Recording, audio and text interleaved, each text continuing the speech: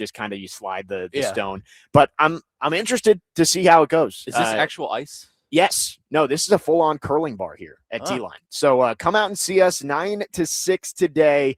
It's going to be fun and lots of great basketball to watch. We will get into all of the big games. Of course, your Kentucky Wildcats taking on the top-seeded Florida Gators to start off the afternoon. And it is a noon tip, I believe, over there today. They shifted things back 30 minutes. Has been 11:30 to start the day. It'll be noon, Kentucky and Florida. And then the big one of the day around here, of course, Tennessee and Vanderbilt at 2:30. Round 3, winner moves on to the SEC semifinals tomorrow. So we'll get into all of that. But, of course, the big news of the day, they have officially unveiled their rebrand last night at the Pinnacle.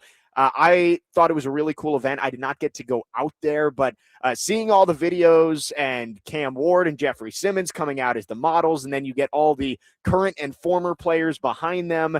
You got to see the videos. They did the cinematic unveiling the uniform, and then, of course, the tearjerker of the father and son and them growing up as Titans fans together. I thought it was really well done from the Titans, and I'm a fan of the uniforms. I am. I think it's Oilers-y, but I think they did enough to keep it Titans-esque as well.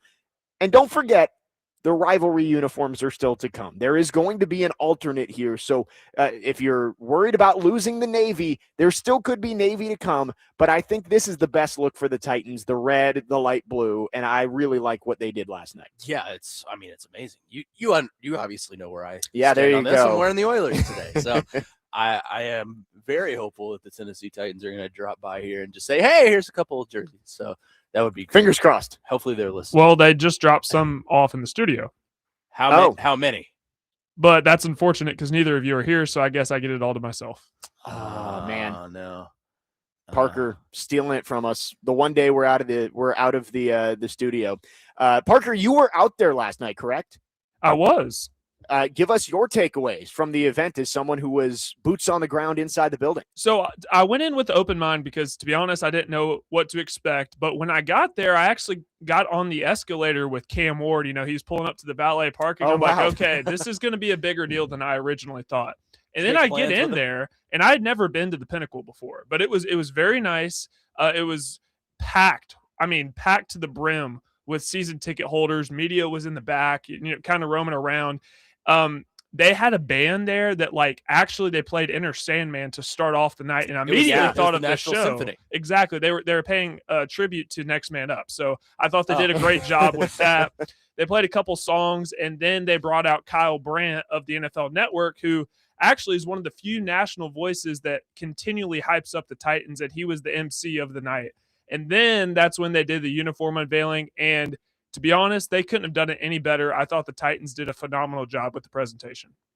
I thought it was great. I did see the videos of Enter Sandman. I was like, that's kind of cool that they're leading off with that. And then they played Seven Nation Army too. Right. Taylor Zarzour back behind the scenes was talking with all of the current and former players and Seamus apparently too. Taylor Zarzour's got the best profile picture on Twitter now. Oh, yeah. It's just him in a polo with the helmet on.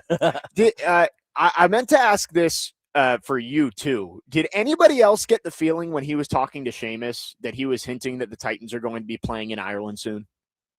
I need to go back and listen. I was watching the video of that interaction, and he said something about when the Titans come here, it's going to be all Titans blue in the stadium. I don't know if anybody else caught that, but as more international games happen around the NFL, it seems like we might get to a point where everybody plays an international game once a year.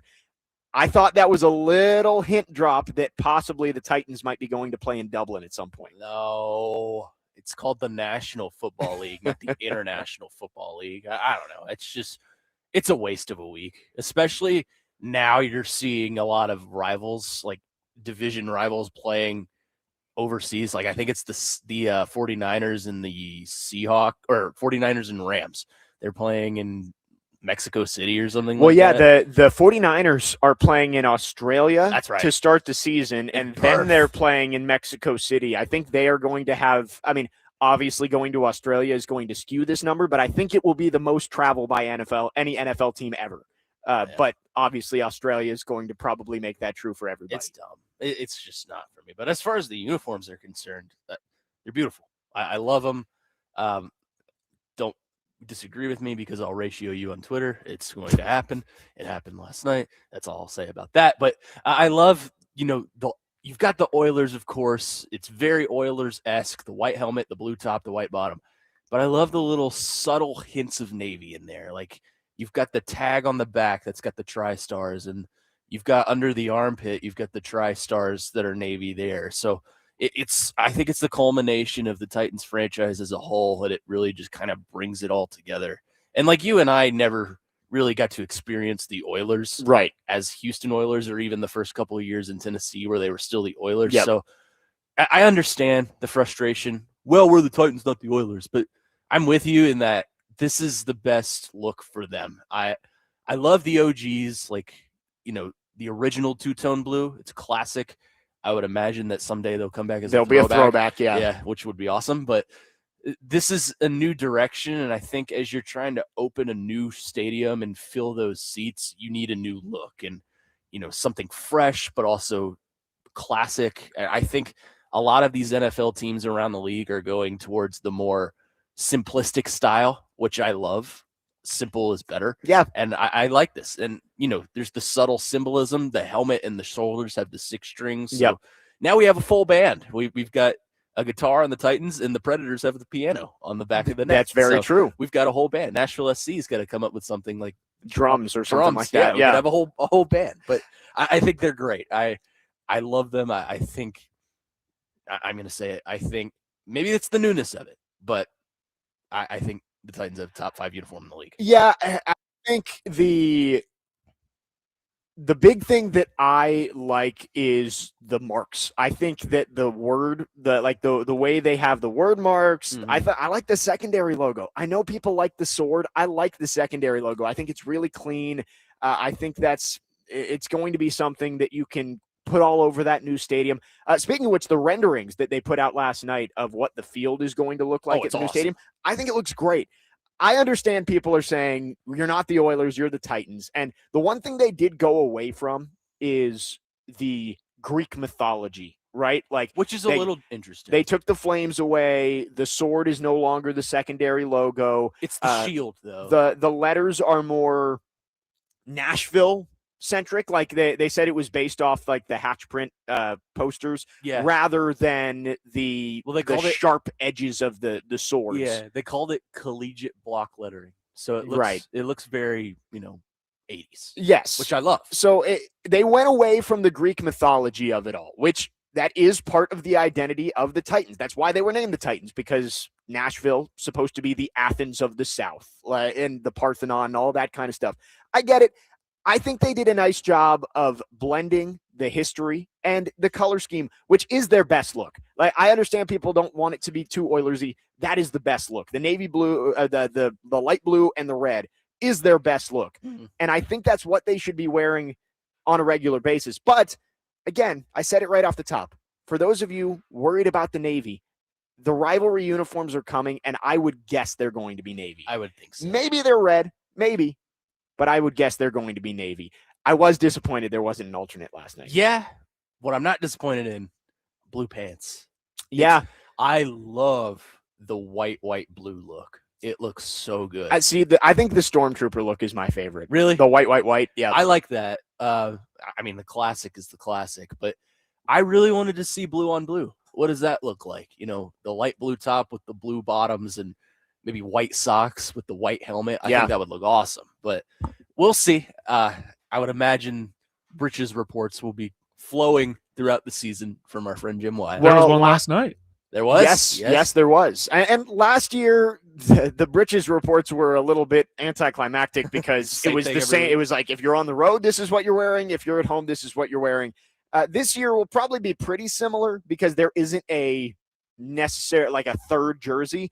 But again, they'll schedule the rivalries uniforms, they'll probably wear that twice this year. So I'm interested to see what those look like, and that will probably come out late in the summer, early fall before the season. So 615-737-1025. We want to get your thoughts on the Titans rebrand. What do you think of the new logo, the word marks, the jerseys, everything that came out last night at the Pinnacle. We will get to your reaction coming up next. We've already got some thoughts on the text line. And as I expected, it's polarizing. It feels like there's no in between here. You either love it, you hate it. We will get into all of it coming up next. We are live here from T-Line in West Nashville. Come out and see us today. We are here till 6 p.m. We've got you till noon. Chasing Big Joe till 3. DVD from 3 to 6. Getting ready for day 3 of the SEC men's basketball tournament, which tips off at noon. Kentucky and Florida, Vanderbilt and Tennessee coming up this afternoon. If you want a place to watch it, we got it for you. T-Line, curling, bowling, drinks, food, whatever you want. Come out and see us here in West Nashville. 615-737-1025. Off and running on this Friday.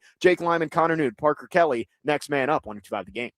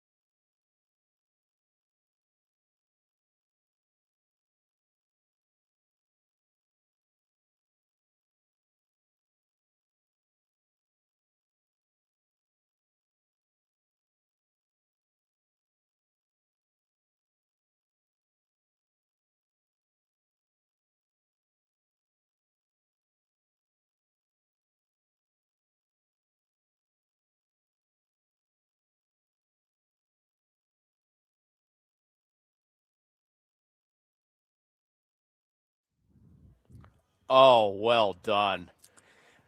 Parker's been on a roll lately, I mean, especially this week. You know this is my guy. We right? get out of the studio and let Parker do his job behind the scenes, and he does a phenomenal job. This is summer of 2010.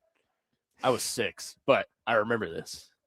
Next man up, 102.5 The Game. Jake Lyman, Connor Newt out here at T-Line in West Nashville. 102.5 The Game has your SEC men's basketball tournament updates covered throughout the day. We are here till 6. Our coverage brought to you by Thompson Machinery, City Auto of Murfreesboro, Maple Street Biscuit Company, Volunteer Hose and Gasket, Crown Royal, and the Metro Nashville Police Department. Sorry, this dog is just roaming around. Yeah, we have a furry friend roaming around here at T-Line. He is just the friendliest dog of all time. So I hope he comes over here and visits.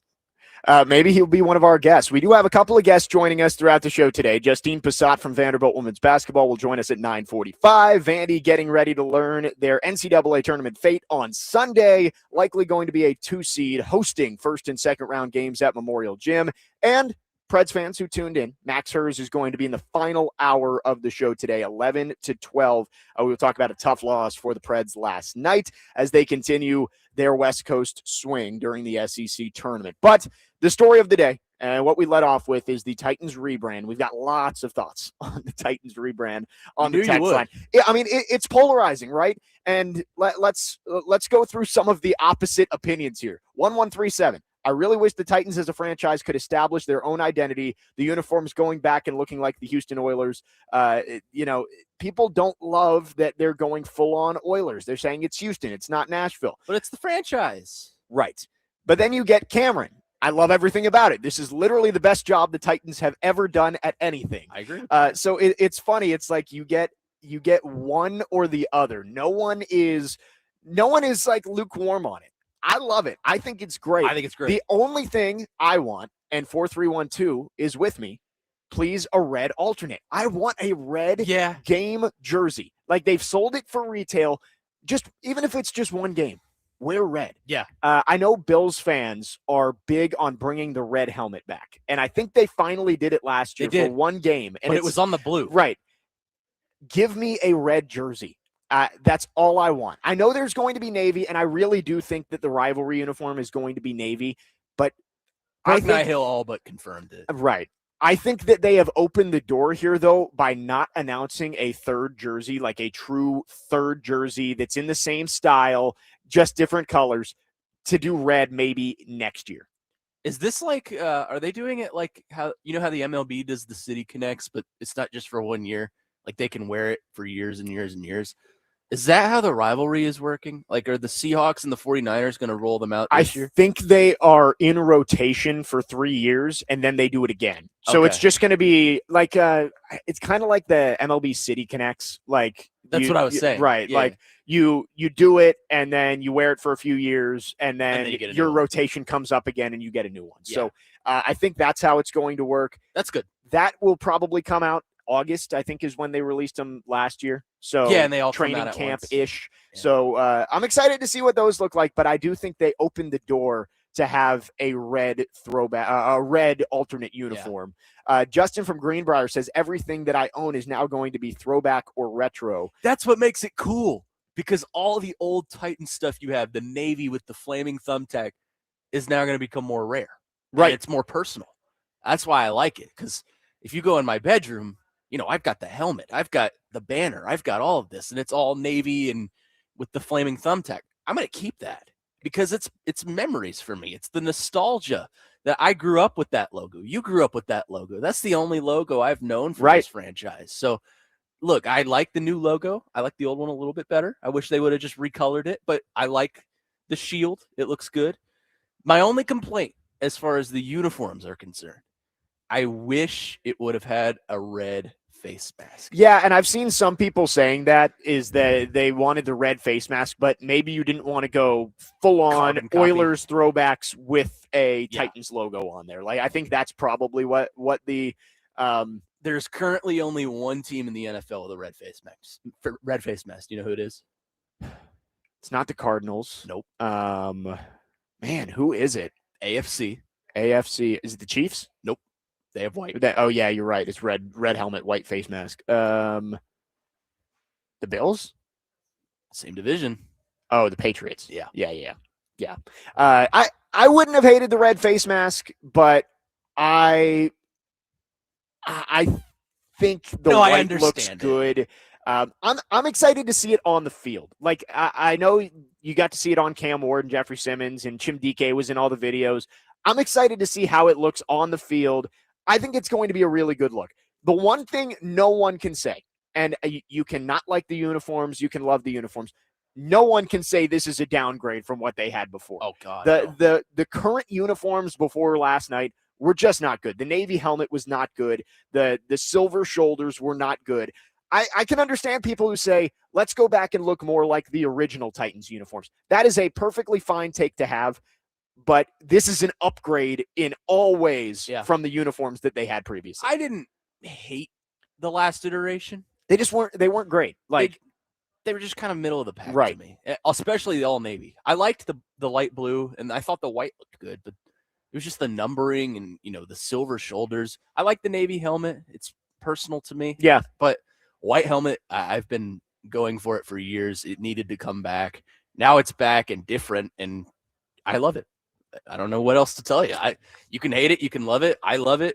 You're entitled to your opinion. Right. Bottom line is this is how they're going to look, and you can judge your opinion off that. 615-737-1025 is the phone number. If you have any thoughts, text or call us. Our phone line's driven by WilsonCountyHunter.com. Richie from White House makes a good point. With the Titans having the rivalry uniforms this year, will that mean they at least get a primetime game this upcoming season? I believe so. I think that the rivalry uniforms are used for primetime games. I may be incorrect on that, but I'm pretty sure that's how it worked for the NFC West and the AFC East this year. Yeah, it did. And I really struggle to imagine that the NFL is going to go 2 straight years not having the Titans in primetime. Like they're going to be better this year.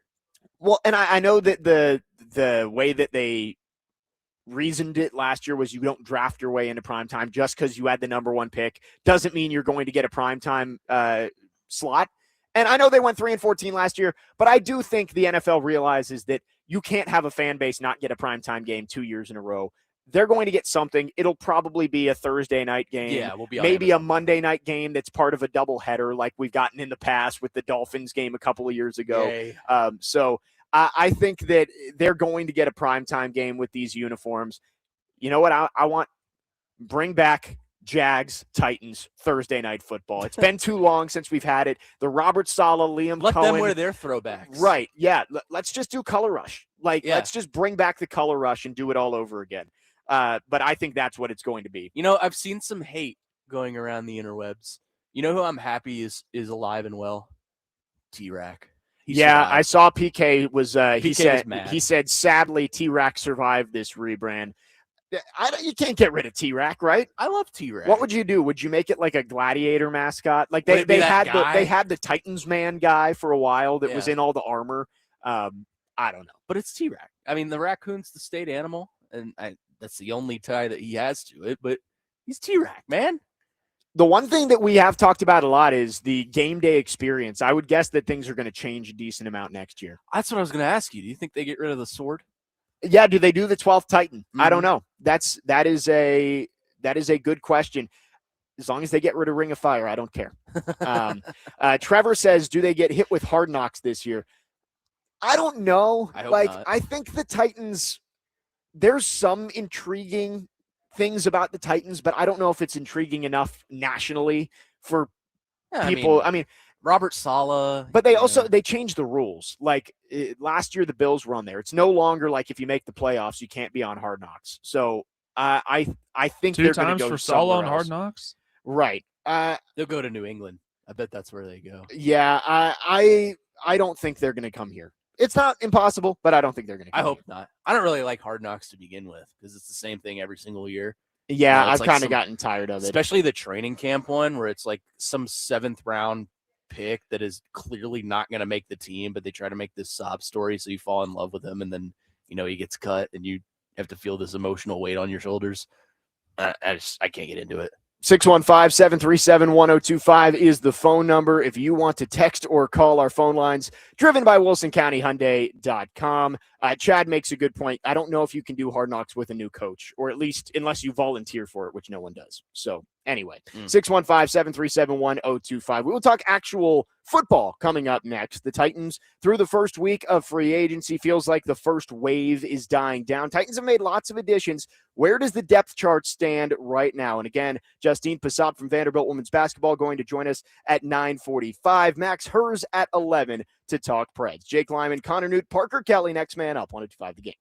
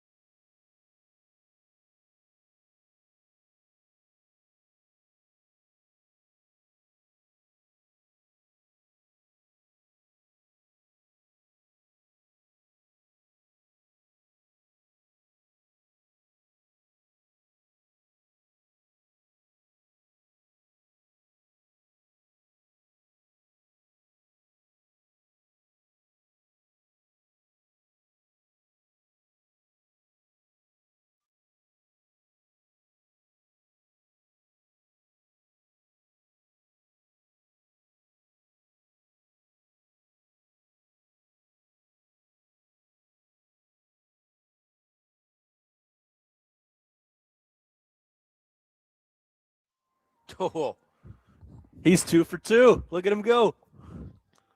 Next man up, 102.5 The Game. Jake Lyman, Connor Newt, Parker Kelly. Right Time HVAC and Cromwell Media are teaming up to bring comfort back to your home. Is your heating system struggling or completely out of commission following the winter storms? Or do you need a fix to get you ready for summer? You can nominate yourself for the Right Time Home Rescue and tell us your story. Enter today at thegamenashville.com/HVAC, and you can win a new HVAC system installed by Right Time HVAC. Locally owned and operated, there's never a wrong time to call Right Time. So we went through the rebrand that came out last night. Amateur hour. I feel pretty good about the way the uniforms looked. I'm excited to see how they look on the field. But the Titans have made a lot of additions in free agency this week. They've added some more depth over the last couple of days. And overall, looking at this Titans depth chart, I will say post the first wave of free agency, maybe there's another signing coming today, tomorrow. But I think this is probably about what the roster is going to look like with a few ads here and there heading into the draft. I don't think it looks horrible overall. Yeah. It's definitely not a playoff roster as it stands, but I think you've done a nice job of filling in some of the starting positions in free agency with Taylor and Flott and Robinson and Franklin Myers. And you've also done a nice job of adding some depth. They've gone back. Yes, a lot of them are Robert Saleh's former players, but you've gone in, you got Solomon Thomas, you got Jordan Elliott to shore up the middle of that line with DTs 3 and 4. You go out and sign a couple of safeties yesterday to fill out the back end of the secondary. I think overall, the roster doesn't look horrible, but obviously there are some spots where you look and you say, all right, they're going to have to address that in the draft, or they're going to have to go out and find a veteran who can step in. Yeah, I mean, I still have some questions on some positions. Like, I don't feel safe about center or right guard as of right now. Zeitler, I'm fine if they let him go. He didn't really contribute much. He's old.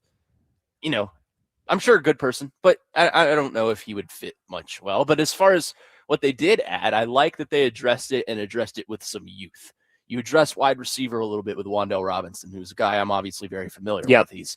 He's fast, he's shifty, he fits the slot position well, but you can move him outside too, and he can be a deep ball threat. So I'm interested to see the connection between him and Cam Ward. And, you know, corner, you did a good job, I think. Alontae Taylor was a guy I've been on since I feel like December. The entire city of Nashville watched that Saints game and saw number one flashing like every other play and said, hey, that guy would look pretty good over here. Hey, he played here before. Although it did break my heart after I realized we signed him, because I remember in 2021, he was the one that had the pick 6 on Will Levis. Oh, yeah. So I was like, I can forgive him for that. But Cordell Flott is the one that's interesting to me, because I think he's young and I think he's shown some upside in New York. So I think that's a signing that's not going to make a major, you know, just franchise-changing impact immediately. But I think we look back at it 2-3 years from now, and if he's played well, we'll look at it and say that was probably the best signing they made that day. Yeah, it was funny with Flott. When I saw the news break that the Titans signed him, I was like, all right, that's a fine signing, but man, if he's your cornerback one, like, well, they do something. I was like, you're probably going to have to draft somebody pretty high to be on the other end. And boom, 2 minutes later, Alontae Taylor signed too. And I was like, all right, well, cornerback looks a whole lot better than it did previously. So I agree with you. I like the Cordell Flott signing. I think that your cornerback room now, I think you need to spend probably a day 3 pick in the secondary. Yeah, but I think they told you where they stand on drafting a corner. Right. I would be pretty surprised if they take a cornerback in the first 3 rounds now. I agree with you. I think center and right guard that's the one spot I look and say, man, if that's what you're heading into the year with, are you putting the best situation for your young quarterback? He's going into year 2. I get it. He was pretty durable despite all the hits that he took early on in the season, but you don't want him to get hit as much as he did. Yeah. And Volson, he started 50 games with the Bengals, rotational. but he didn't play all last year. Can you rely on him and say that's our starting right guard? I don't think so. Nope. And then at center, Sloatman, I believe, is the correct way to pronounce it. Coming up, yeah. I thought it was Schlotman. Me too. That was what I was saying all week. But I saw on social media that it's Sloatman. Seems like he is a Corey Levin type of guy who maybe you feel okay stepping in, but is that a guy you feel ready is going to start week 1? Yeah. And the Jackson Slater of it all is the big question. Do you think Jackson Slater is going to be able to start week 1, year 2, being a 5th-round pick out of a smaller school? They clearly like him, but I would like if they added a veteran guy at right guard to play next to J.C. Latham. And if you want Sloatman and Slater to compete at center, I think I can live with that. But having those two at center and then just saying, all right, Volson, right guard's yours, I'm not so sure I can get on board with that. That's a lot of question marks for your second-year quarterback with the line in front of him. Slater just seems like a guard to me. I don't know. We'll see his development. But let me ask you this. The Titans, I feel, have signed a lot of depth on that defensive line. In your mind, does that tell you maybe they like Love? Maybe. I still think they need another top-end pass rusher. Yeah. And that's fair. This is how TD and I thought about it yesterday. And I think this is kind of where I stand on it. And things can change, but we're through the combine. We're a little over a month away from the draft. This is where I think I stand with it. If Bailey is there at 4, I think you take him. I agree. If he's not there, I think you've got a lot of options. Based on what we're hearing, I think Love might be their favorite option. Mm-hmm. But I think it's Bailey if he's there at 4. If not, Love, Bain, Arvell Reese. We talked with Are we TD. all just trending down on Bain as of now? I've said it for the last couple of weeks since the arm measurement came in. Bain is probably going to be a very good player in the NFL. But if you pick him at 4, you're betting on him to be a unicorn. He's wavering. He's wavering, Connor. That's has to be the exception, not just an exception. He has to be the exception to everything we know about guys with that short of arms. So that's why I struggle with at 4. Now, if you traded back and took him late, like 8, 9, 10 into the early teens, I could be okay with that because you're getting more value out of it. You're getting another pick out of it. But I just think the value of taking Ruben Bain at 4 probably isn't worth it. That's probably true. No, I agree with you. TD and I talked about this the other day, and that I think him and I agree that in terms of who is the most talented edge rusher and probably fits that position the best, it's David Bailey. But who do I think could maybe fit the scheme and defy the odds a little bit better? It's Ruben Bain, because let's look at the scheme here. The Titans' defense is now changing from a 3-4 to a 4-3. What does that mean? That allows for more one-on-one opportunities in the front line, i.e., Ruben Bain's bread and butter, an edge rusher's bread and butter. Yeah. But I think Ruben Bain kind of showed you in the college football playoff and even throughout the season that he can handle those one-on-one opportunities. Granted, it was against collegiate competition and ACC competition, no offense to the ACC, but ACC ain't the NFL. So we'll see. I agree with you. I think Bailey, if you're looking for a guy to make an instant impact right now, he's probably the pick. But if you're betting on a unicorn and you think he is the exception, like you said, and you think he can be a higher value pick at number 4, then go Bain. I just think that's a big bet to make. It's a risk if you are taking Ruben Bain at 4. 615-737-1025 is the phone number. We'll have more Titans talk throughout the show. But coming up next, Justine Passat from Vanderbilt Women's Basketball going to join us. The sharpshooter has helped Vanderbilt to a 27-4 record. Likely will be a 2 seed in the NCAA tournament when the bracket is announced on Sunday. We'll talk with Justine about the season so far and looking ahead to March Madness. That's up next. Jake Lyman, Connor Newt, Parker Kelly, next man up. 102.5 The Game.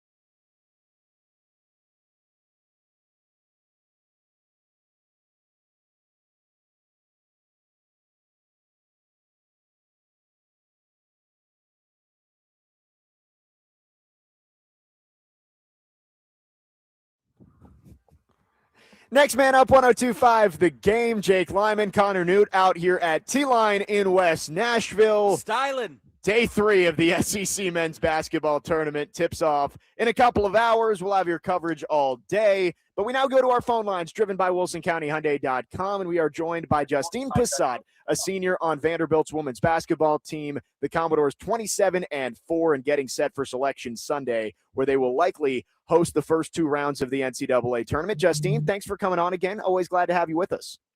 Thank you for having me. Well, Justine, clearly a disappointing SEC tournament for you, but always an opportunity to learn after that loss to Ole Miss. How do you think the team has responded as you prepare for Selection Sunday?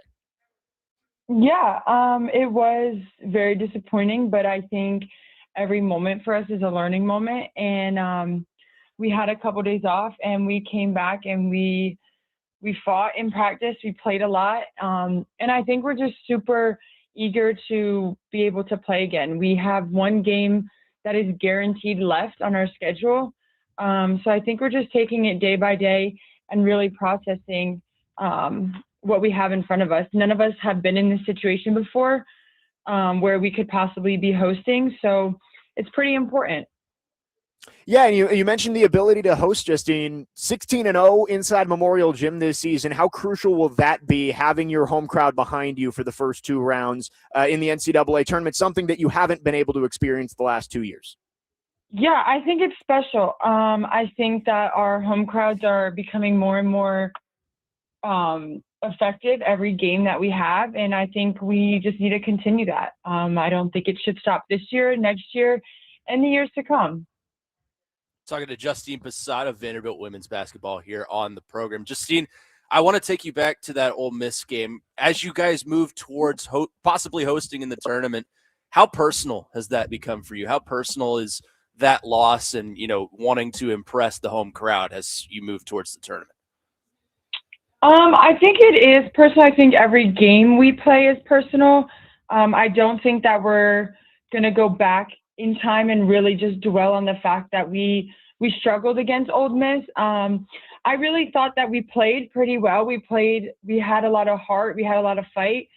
We just couldn't hit any shots. So I think just these next couple of days in practice, really be intentional on what we're doing, and then just go out and play how we play in Memorial. I don't think we have to do anything extra or special.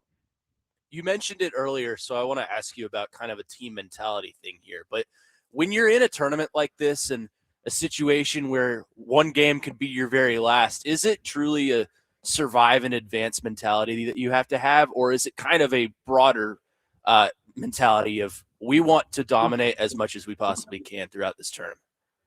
I don't think we're looking past our first game that we'll have. It is a lot of pressure, possibly being a 2 seed and possibly hosting. Like I said before, none of us have been in this situation, but I think the only way that we can move in this tournament is if we just focus on one game at a time.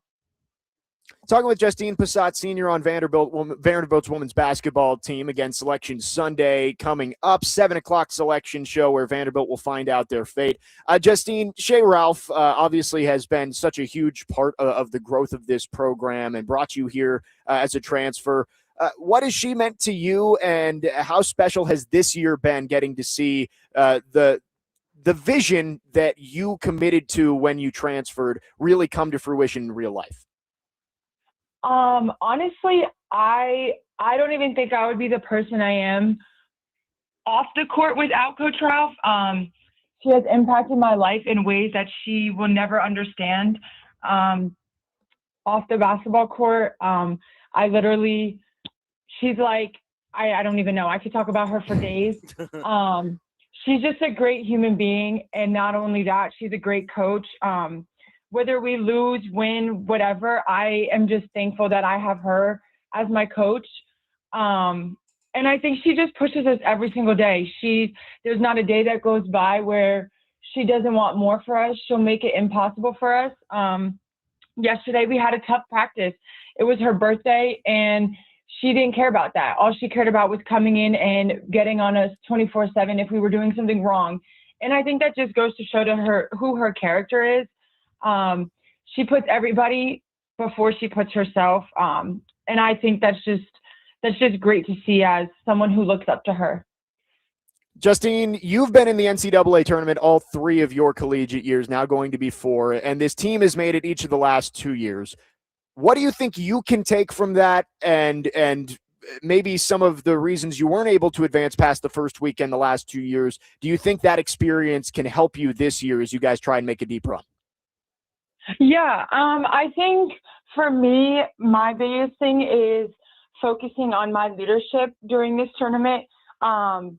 Not that I'm not focused on scoring, but I have 2 people on my team who can score the basketball with their eyes closed. And I think that what comes to me will come to me on scoring wise, but I want to try and be that outlet for my other teammates. Like if they're struggling or if they're in their head, like I'll be the one to calm them down or be like, hey, look, like 10 seconds and wipe it off, like next play. So that's really my mindset. I think being in college for 4 years and being able to go to the tournament for 4 years while playing, not playing, sitting, anything like that, like I think I do have a lot of experience on the leadership side. So I'm excited to see how that goes. Justine, in terms of mentality, I'm sorry I'm getting really psychological with you, but you mentioned taking it day by day and one game at a time, and I think that's a good mentality to have. But in terms for you guys as a whole, is this a prove them wrong year in terms of the committee and we should be on that one line, or is this kind of a let's just go out there, see what we can do, and one game at a time, like you mentioned? I wouldn't say proving anybody wrong. I think it's proving to ourselves that we belong in this stage, and we belong where we are. I think that what we are trying to do is prove to ourselves that we can make it past the first round. And that's been a challenge for us the past 2 years, was we haven't been able to make it out of the first round. So I think just for us, we're just focusing on Vanderbilt women's basketball and who's in our program and nobody else outside of that. Justine, thanks so much for taking some time with us. Looking forward to the NCAA tournament and wishing you luck the rest of the way. Thank you so much. Justine Passat joining us, senior on Vanderbilt's women's basketball team. The Commodores have their selection show coming up 7 o'clock on Sunday.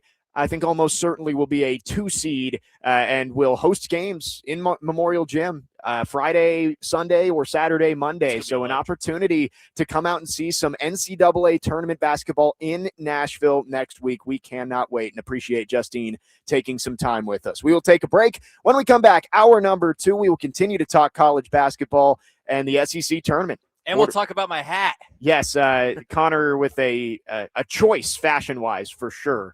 Going on here at T-Line in West Nashville. We're having a blast out here. We are here till 6 p.m. Chasing Big Joe coming up at noon, DVD at 3. We got bowling, curling, TVs everywhere, food, drinks. Make sure you come out and spend your Friday with us as the SEC quarterfinals begin coming up at noon. Jake Lyman, Connor Newt, Parker Kelly, hour number 2 coming up here on Next Man Up, 102.5 The Game.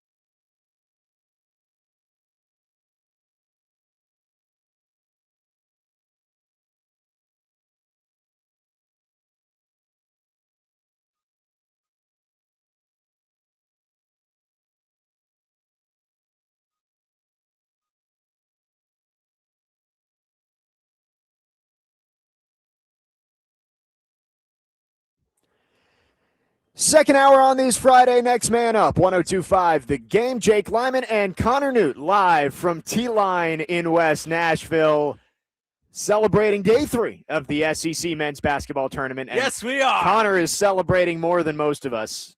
That is a big hat on your head. I look like I came from a bachelorette party last night. I did see that somebody texted in that they should make the mascot a bachelorette party instead of T-Rack. Wow. T-Rack's gotten a lot of hate lately. T-Rack lived. He did. I can't say the word that comes after that, but he lived. T-Rack is alive and well. You don't like my hat? It's a fine hat. It's not fine. It's fantastic. You got the SEC logo on there, so there you go. Representing.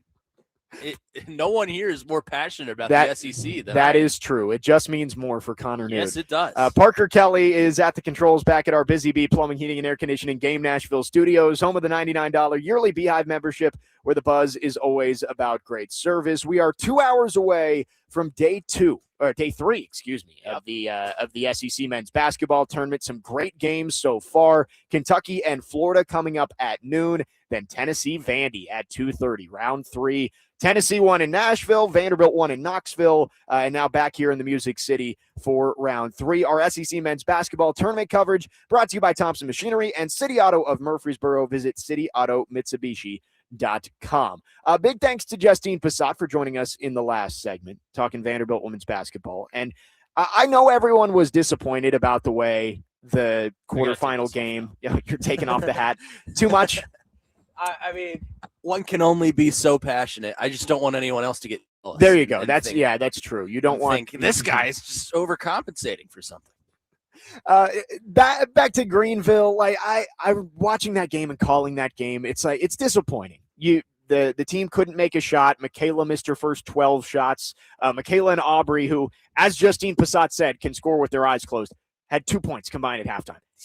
How rare is that for two players who average 40 points a game combined? And they ended up scoring in the second half, but obviously disappointing. But I've said this before, and I think everybody would agree that you'd rather have that game there in Greenville than in the NCAA tournament. Yep. And it sucks because I think Vanderbilt, talented enough clearly to make a run in the SEC tournament. That's a Texas team they would have faced the next day that they crushed in Memorial Gym back in February. So it's a game they could have won. They could have made a run, but I think you'd rather learn that lesson in Greenville than in the NCAA tournament. And hopefully this team comes out raring to go after a week and a half off, 2 weeks off before the NCAA tournament begins next week. Yeah, and it helps that, it's all but confirmed they're probably going to be hosting some games here in Nashville. So you got a home crowd in front of you.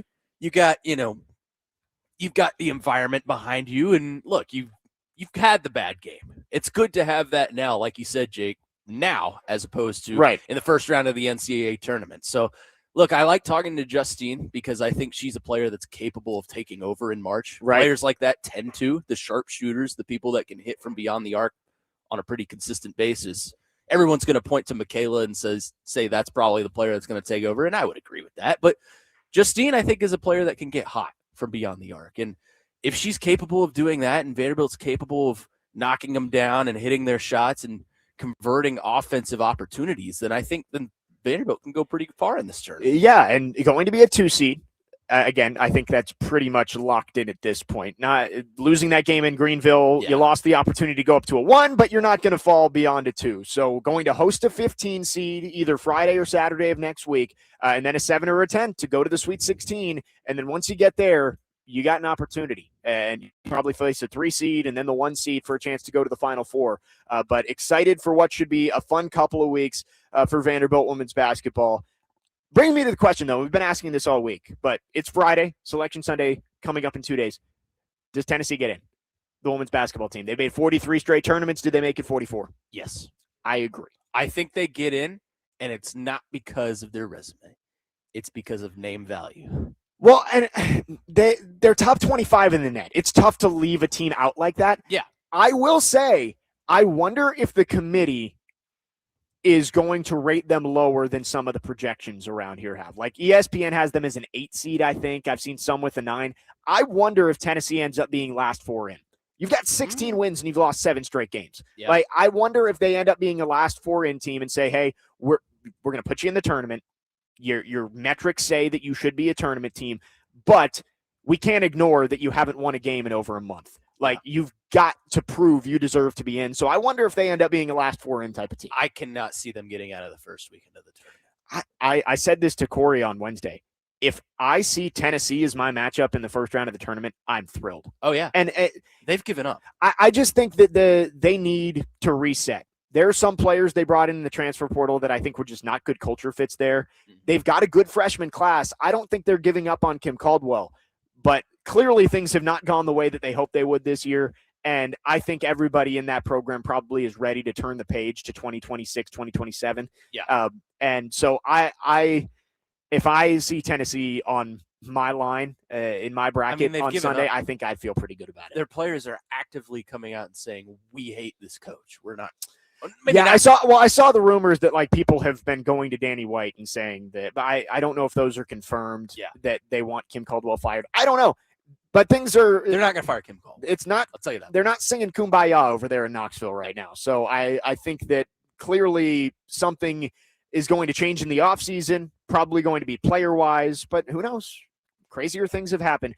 But I'm excited for Selection Sunday, and I'm excited for next week. Again, if you're out there and you're looking for some plans for next weekend, you're going to have NCAA tournament basketball in this city, in Memorial Gym, for the first time in over a decade. So, are you hardcore like me when the selection show comes on and you write out every team?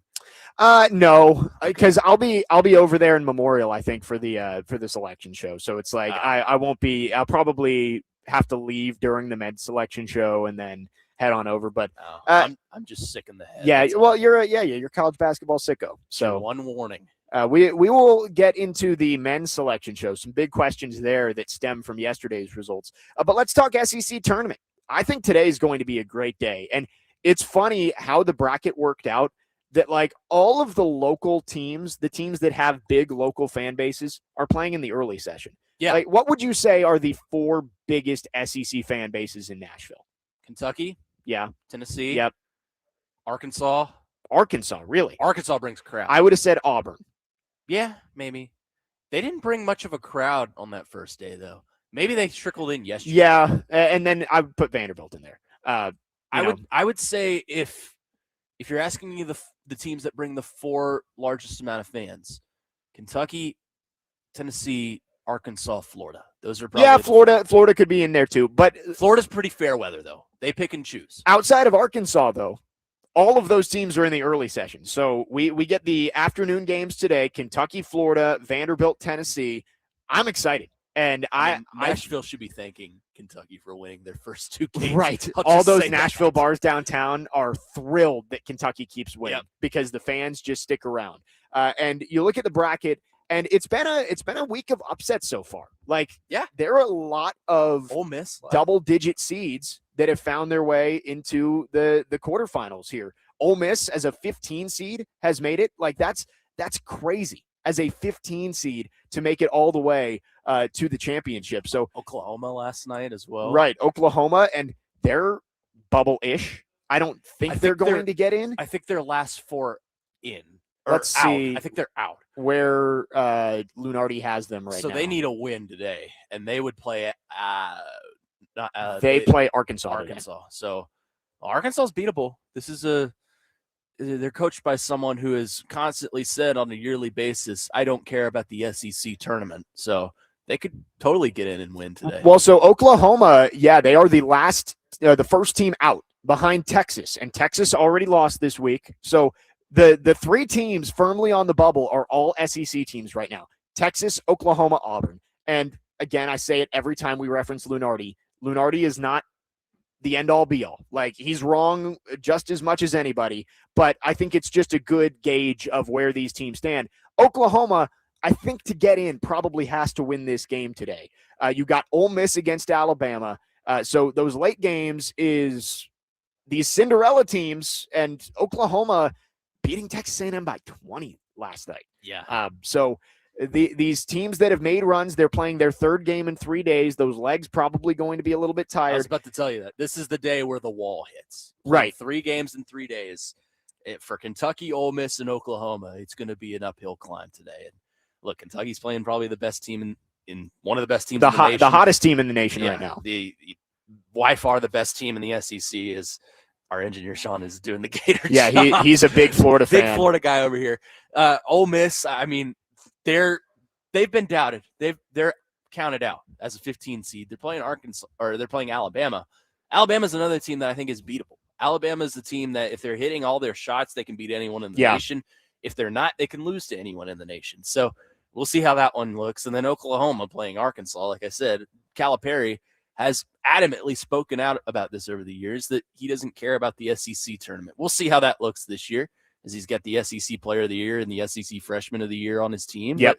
But I'm curious to see how teams are trying to vie for their seed today. Florida, I think, is firmly a 1 seed. I think there's no disputing that. Yeah, the UConn loss to Marquette last week, I think, solidified that. Yeah. Alabama and Arkansas, I think, are playing for that 2 to 3 seed. I think both can lose and probably still be on that 2 line. So we'll see how it goes. You know, if you're Kentucky, you're playing for seeding. You're playing probably to be a 7 seed, I would say. Maybe 8. I would prefer not to be an 8. No, thank you.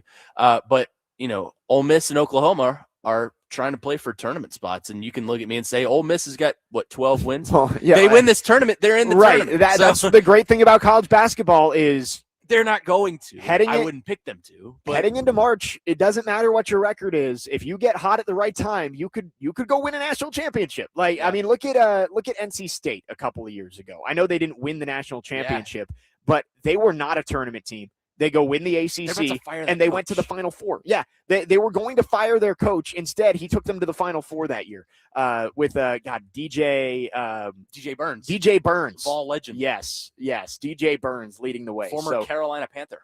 Yes. He was on their practice squad, I think. One of a few college basketball players who ended up going to the NFL. I don't know. Have I asked you this before?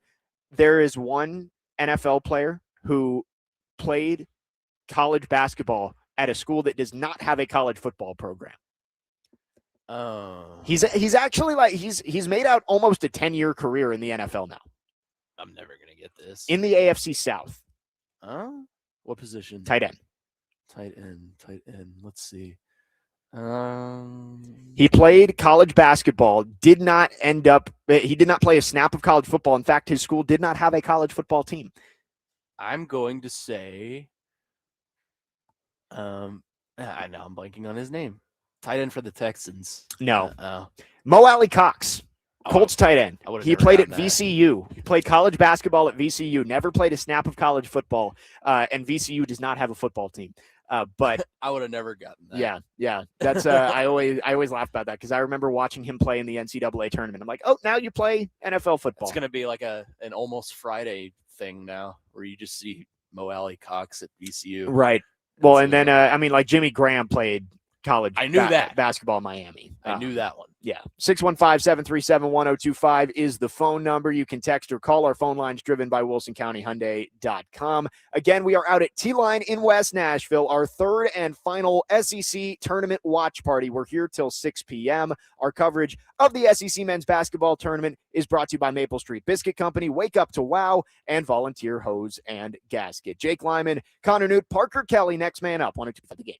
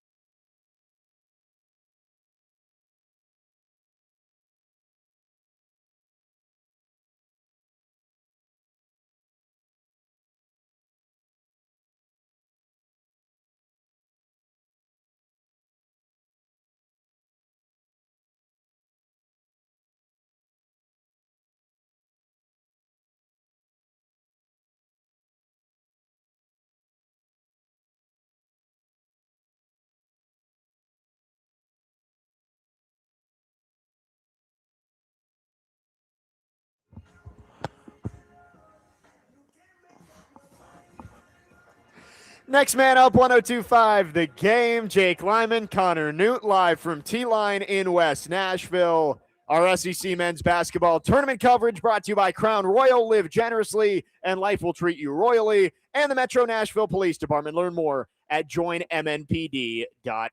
What a classic this is. That's well done. Parker Kelly back at our Busy Bee Plumbing, Heating, and Air Conditioning Game Nashville studios, doing a phenomenal job as always. He's all right. He's the best. We love Parker. Around. Nothing's going to ever break him down. We're getting ready for quarterfinal Friday in the SEC tournament, and we've got some big games. I'm sure Nashville is going to show up and show out for the first two at the very least, and probably all four of them. There's going to be a lot of blue there. There's going to be a lot of blue over at Bridgestone Arena today. Noon tip, Kentucky and Florida. Florida has been the hottest team in basketball over the last couple of weeks, maybe even over a month. But Kentucky, they've won back-to-back games. Beat Missouri yesterday in a thriller to move on to play their third game in 3 days. And we'll see. Kentucky is firmly into the tournament. I don't know if they're really playing for all that much at this point. I mean, they're playing for the difference between a 7 and an 8 seed. Right, which isn't a huge deal. I guess you'd rather be a 7, right? You'd avoid the 1. You avoid the 1 in the round of 32. But overall, not a whole lot that they're playing for at this point. Honestly, it's mostly just for vibes, right? You're trying to peak at the right time if you're Kentucky, and they're playing well right now, which is what you want to see if you're Mark Pope and company. So this is a big one today for Florida. They want to solidify their spot on the line. I think even just one win this week probably means no doubt they're a 1. If they lose today, I think Florida, there's an outside shot. Maybe they end up falling beyond the 1 line and end up being the top 2. I mean, they're heavy favorites today. Last I looked, Florida's favored by 10.5. Yeah, which is a pretty steep number.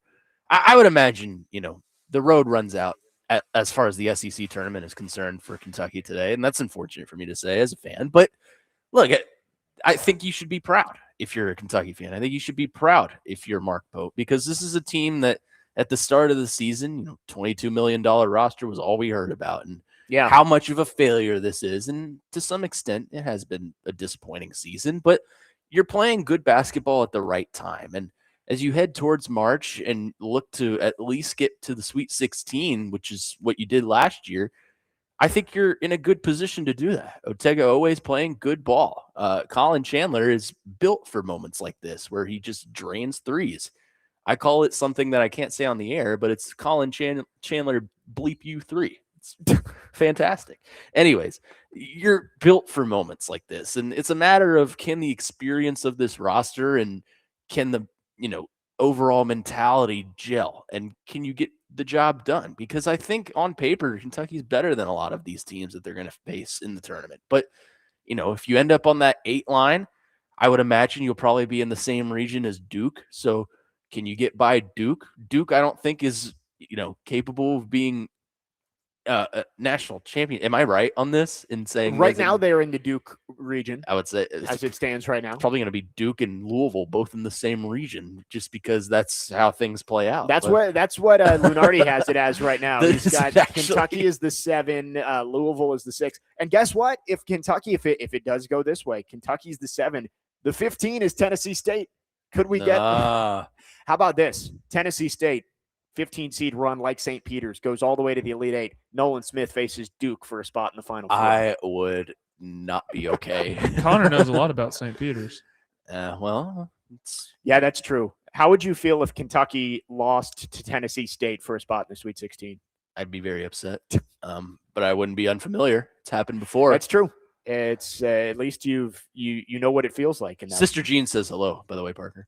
Just so you know. Wow, there you go. There you go. Just say no. Yeah, Kentucky, they're playing for seeding at this point, but third game in 3 days. Again, I think that's when the legs start to go, right? Like, you hit the wall. You play those 2 games, and I think, honestly, playing the game before may help you on day 2 of like, hey, you've played on these rims already. You've got a little bit of energy going. You got some momentum.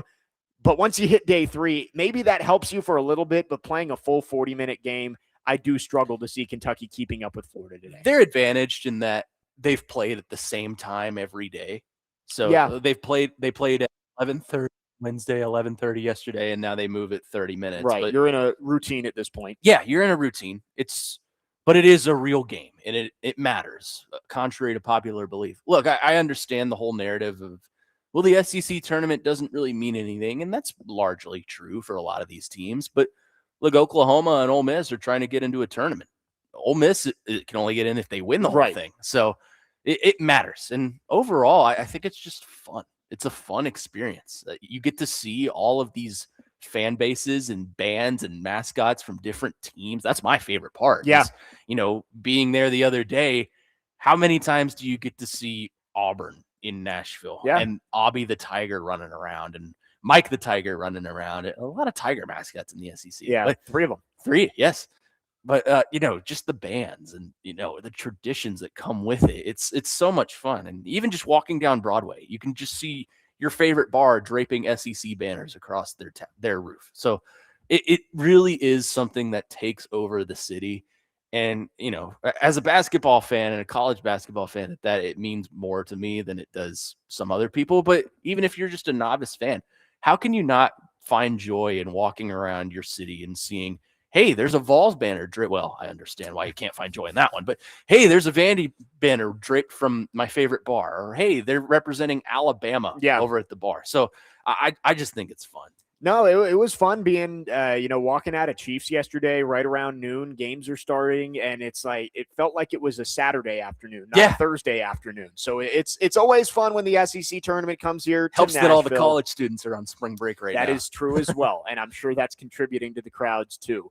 We are at our third and final SEC tournament watch party today out at T-Line in West Nashville. Great spot to come watch the games this afternoon. Again, you got Kentucky, Florida at noon.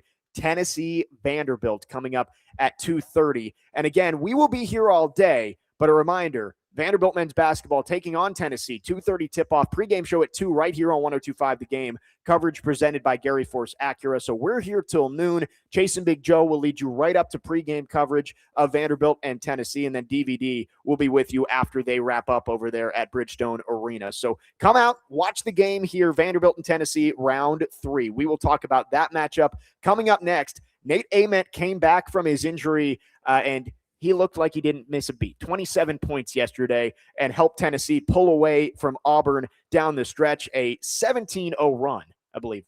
Is that all it got to? 19-0 maybe? Right after Carlton, Cam.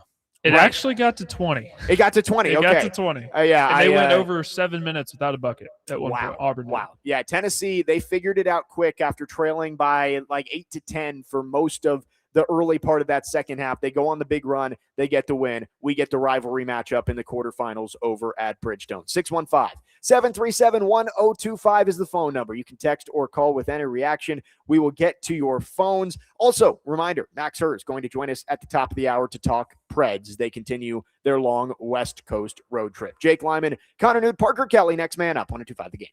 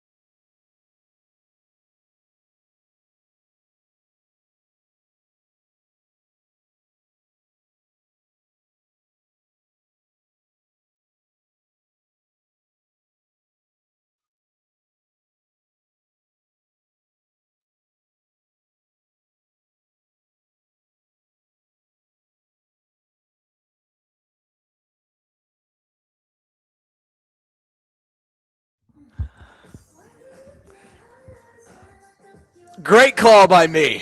You're welcome, America.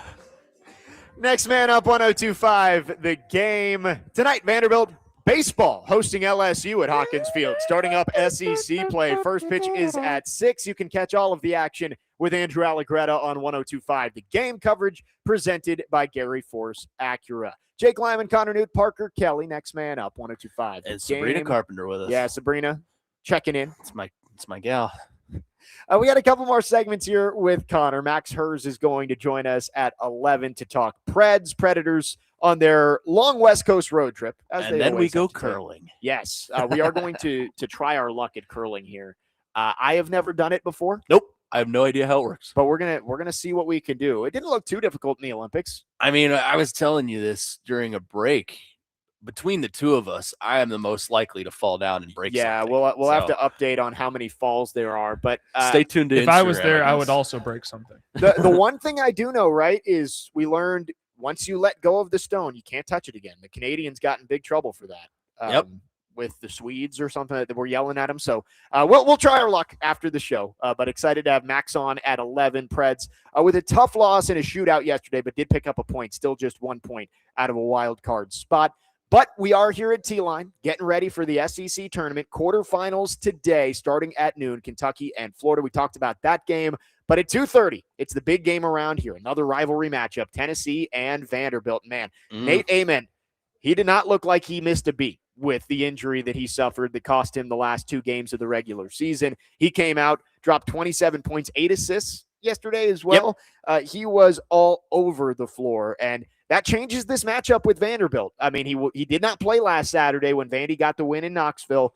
I'm really intrigued to see how this one turns out. Winner moves on to the semifinals tomorrow, and I think the winner of this game gives themselves I know that conference tournaments, the committee doesn't take too much weight in them, but I think both these teams are kind of on the verge of being that 4 or 5 seed. Doesn't matter too much, but I think the winner of this game puts themselves in a position to jump up a seed line. Yeah, no, this is an interesting one. And to me, it comes down to 2 players on their respective sides. Amen, as you said, and then how does Tyler Tanner look on the other side for Vanderbilt? Those are the 2 that are going to produce the most offense. And, you know, I think those are probably 2 of the better offensive players in the SEC. So it's a matter of, can they produce on the end? And then on the other side of the ball, can defense create offense? And I think if you were to ask me between the 2 teams, who's more capable of being a more successful defensive team, I think it's Tennessee.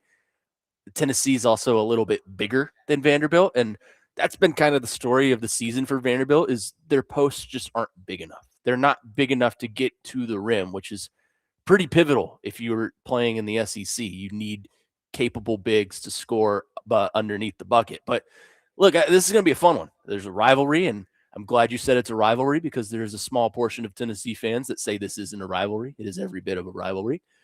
This is fun. This is what March is made of, is finding these stories and finding these rivals in a game that means just a little bit more than a regular season game. For these 2 teams, I don't think it means as much as other teams in the tournament, but still, do you not want to have the rights to say we knocked you out of the SEC tournament? It means a little bit of more of something. So, look, like you said, I think Vanderbilt's probably locked into a 4 line, maybe 5, which we've said all week. In the men's tournament, it doesn't really matter. Like if you're a 4 or 5, you're playing someone who's kind of close to you. It's a difference between a 13 and a 12 seed. Right. It doesn't really matter. I guess you could say that like the 5-12 curse that like typically a lot of the upsets come in that 12-5 game. Yeah. But I really don't see too much of a difference there. And then Tennessee's probably locked in as a 5 or a 6. So they're around the same area within the tournament. But I don't think they're playing too much for a boost in seeding. I don't think they're going to get too much of that just based on their resumes and their record. But like I said, I think just the overall matchup of this one, Vanderbilt versus Tennessee, 2 in-state rivals. Yeah. It's a rubber match. You want to take the series on the season. I think that means a lot. So I think this is going to be a fun one. I think it's going to be a fun offensive game. Maybe not super high scoring like the last 2 haven't been, but this is – I still think you're going to find some capable offense produced by Amen and maybe random SEC first teamer Jacoby Gillespie for some reason. I saw you weren't happy about that. I wasn't, and then the Vol burners came after me. So good. Continue to come after him. Pour it on, Vols Nation. The burners keep coming after me after some of my. Yeah, you've had an interesting week on Twitter. It's been a fun week. Anyways, no, I agree with you. I think this is going to be a good game. Ament being back in the equation, I think, does tilt the scales towards Tennessee. I would agree. Right? I mean, Vanderbilt led by 17 in Knoxville last week, so I don't want to act like they just snuck out a win, but things got real hairy there in the last couple of minutes for Vanderbilt. Maybe they've learned from that. They do have the extra day of rest, so this is going to be a fun one. And you mentioned, Tennessee fans, I think, try and downplay the rivalry with Vanderbilt. They do. But you know who they're obsessed with Kentucky. That's why. Well, but Tennessee fans, as much as you want to say, oh, it's Vanderbilt's little brother, they're not our rival. Well, guess what? 1-0 in football, 1-0 in women's basketball, 2-1 in baseball last year, and you could be 2-1 in men's basketball. To have losing records against all 4 major sports teams in a calendar year, that's definitely not what Tennessee fans expect. So you can say it's not a rivalry, but it is. Vanderbilt's been beating them lately. And these players know it's a rivalry. I think. Well, Jalen Carey certainly does. I was going to say that. I think environment's going to play a factor into this one. You could say, well, it's in Nashville. It's essentially a home game for Vanderbilt, but I would disagree with you. I think Tennessee's probably going to bring more fans, and if Kentucky wins, the Kentucky fans will stick around and watch. That. Well, and they'll be rooting for Vanderbilt. So, yes, they will. That was the story yesterday. As soon as their game was over, they just stayed and rooted against Tennessee. Yeah. Well, Tennessee came out in their white beaters and their striped pants, and you could hear all the boos. I was like, "Yep, there's the Kentucky fans." Yeah, No, and I agree with you that the Tennessee fans, there are more of them. Tennessee, they bring a crowd. Their undergrad enrollment is 5 times that of Vanderbilt. True. So your alumni base is bigger. A lot of them moved to Nashville. So there's going to be a lot of orange in the crowd today. I think there will be a good amount of black and gold. I do think the color that's going to be there most in the early session is going to be blue. And the blue they'll all leave if they lose. Right. Yeah, that is a good point. That is a good point. But you hope that they're going to stick around, cheer on black and gold. I got my Vandy on today. Go Doors. And Selection Sunday coming up. There's not a whole lot of intrigue, again, with these two teams heading into Selection Sunday.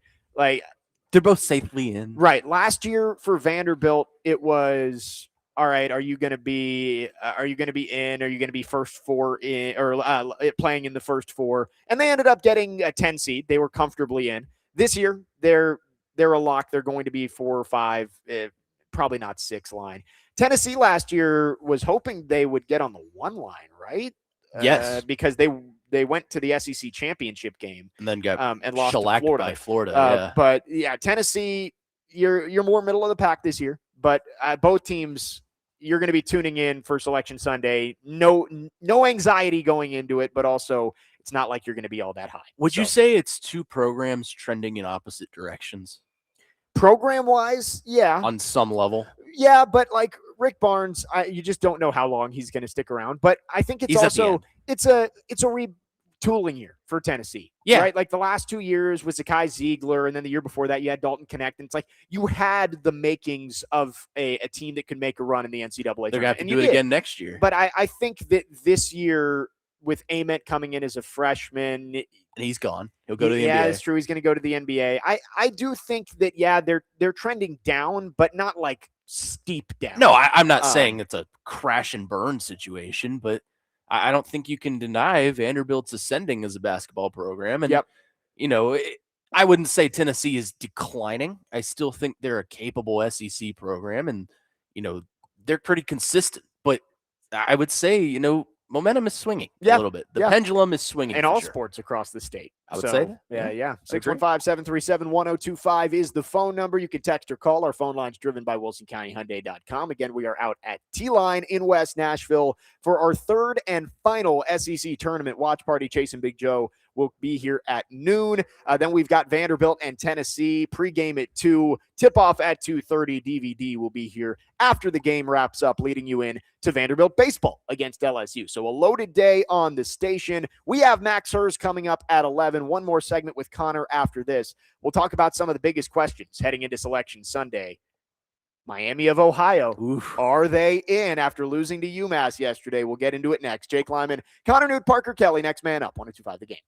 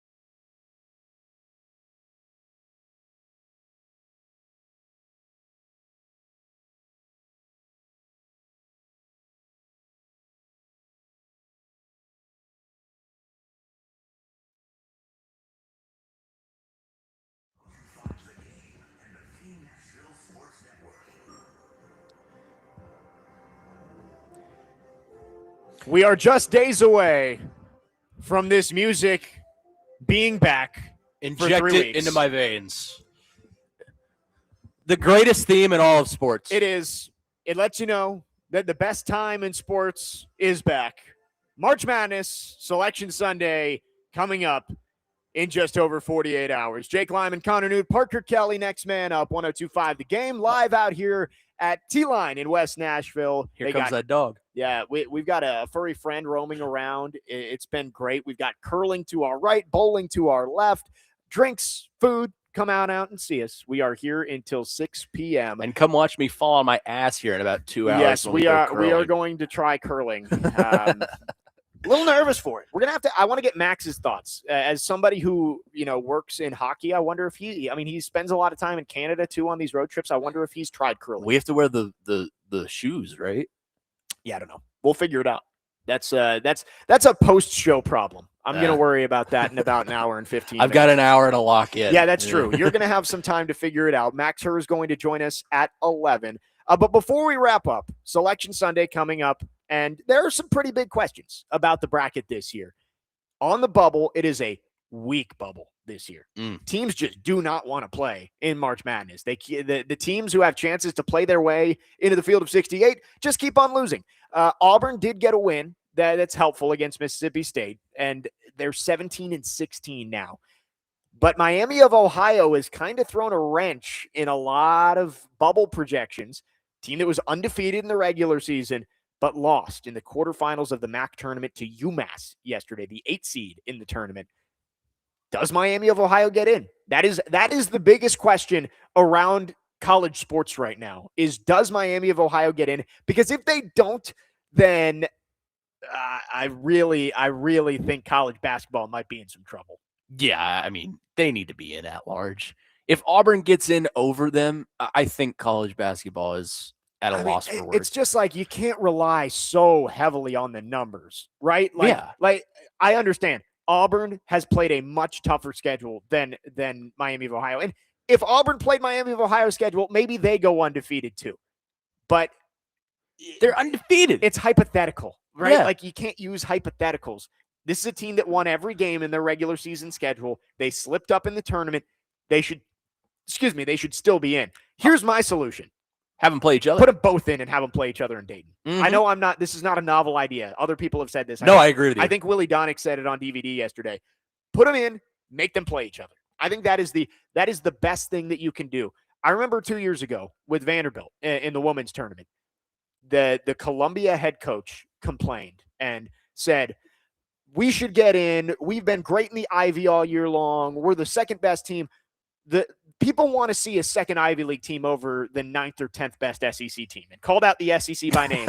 And so the committee said, all right, here's Vanderbilt. Good luck. And they lost. So I would be interested to see if Miami of Ohio faces Auburn. And the one thing that stands out about this is everybody's going to say, well, you have a quad 4 loss now. If you're UMass or if you're Miami Ohio Redhawks, they lost to UMass, which is a quad 4 loss. They only have 2 quad 2 wins, no quad 1 wins. So overall, the resume, it's like they didn't really beat anybody and they lost a really bad game. But we saw, I think it was Matt Brown came out, and I know this shouldn't factor in to the bracket, but no one wants to schedule good mid-majors anymore. The power conference teams, because of the way the net works, they don't want to schedule good mid-major teams because it doesn't help you that much if you win. Odds are that's maybe a quad 2 game, probably quad 3. And if you lose, it hurts you seriously in your resume. So no one wants to play good group of 5 mid-major teams because there's a better chance you lose, and those losses are going to look worse than if you go out like Auburn. Specifically, they got blown out by 30 by all of the good teams that they played. But in their mind, those losses look better than if they lose by 1 to Miami of Ohio in the regular season. Yeah, I just think Miami of Ohio should be in at large anyway. Like a team, I understand they play in the MAC, and that's a significantly weaker conference than the SEC, but they went 31-0 in the regular season. I speak as someone who's seen a team or two go 31-0, and I know it's a little bit different, again, when you're playing in the SEC and you have all the talent. But Auburn has 16 losses now. I know. What have they shown you? They are one game above 500. Yes. I mean, you can't.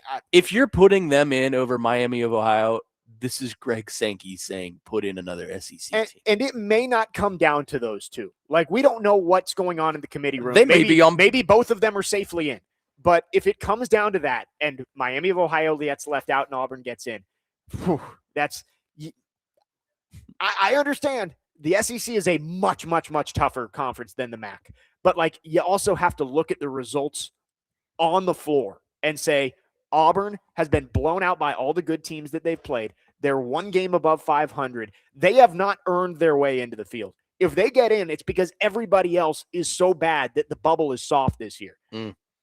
I've said it before. The one thing you can take from this conversation, no matter who gets in, 68's enough. 68 is probably too much. Yep. I would go back to 64, but Right. That's never going to happen. And we're going to 76 here soon. Lord. No one wants this. Like, I don't. Money is the reason. Like, and I was going to say I don't know the reason for this. I do know the reason. It's money. But, like, well, they're going 76, and it's not because they want to put more mid-majors in. So it's because they want more Power 4 programs. What would the 76 look like? Would it just be a ton of play-in games? I guess. Like, to get to 64 eventually? I guess, which is dumb. Serves no purpose in how many people are actually going to watch that. Let's just go to 128. Let half the country in. Do you watch Dayton? The play-in? Yeah. Okay. Tuesday and Wednesday. Yeah. Do you watch the 16 seeds not play as in? much. No, I watch the 11s or the 10s or 12s, wherever they put them. I like watching those ones because sometimes you get teams that make a run. I mean, if this was the play-in, Miami, Ohio, and Auburn, I would absolutely watch that. Yeah, because it's a battle for the soul of college basketball. Yeah. Do I care about, what was it last year? Alabama, A&M, and it was American University or something like that, right? Playing for the 16 when seed it's like just to get Fairleigh Dickinson and Fairleigh Dickinson pulled it off. Yeah, they did. They were they didn't have to play in that year. Your boys are in the tournament this year. Who? UMBC. Oh yeah, the Retrievers. I hope they get matched up against Virginia. One of the best nights of my life. Joe and Big Joe and Chase were talking yesterday about rivalries of like what teams will you root against no matter what, and UVA is that for me. Oh yeah, and mine's Louisville. Like I honestly think sometimes hatred for a team can stand above love for a team. Oh, I know. One of my favorite sports memories is watching UMBC just boat race UVA in a 116. I would cheer for Russia before I cheer for Louisville. Oh, it was beautiful. And we're not going to talk about what happened the next year. Yeah, they went and won they won the national championship. No, asterisks. Put an asterisk next to it. You lost to UMBC the year before. It doesn't count. And also, asterisk next to it because Ty Jerome double dribble. So, Anyway, 615-737-1025. Connor, great having you on. I know you're going to hang out. We're going to try curling after this. But Max Herz is going to join us next. We are at T-Line in West Nashville, getting ready for day 3 of the SEC men's basketball tournament. Excited for quarterfinal Friday. Kentucky and Florida starts us off in just over an hour. We are here till 6. Chasing Big Joe, DVD. We'll have Vanderbilt and Tennessee on. Come out and join us again. T-Line in West Nashville. Jake Lyman, Connor Newt, Parker Kelly, Max Herz joins us next here on Next Man Up, 105 The Game.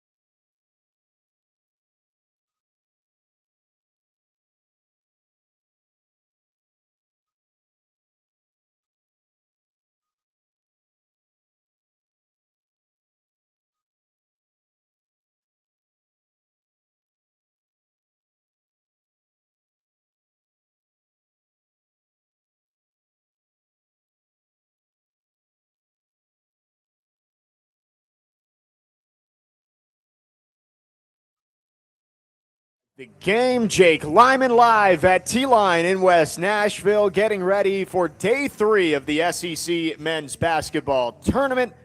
Our coverage of the SEC tournament brought to you by Thompson Machinery, City Auto of Murfreesboro, Maple Street Biscuit Company, Volunteer Hose and Gasket, Crown Royal, and the Metro Nashville Police Department.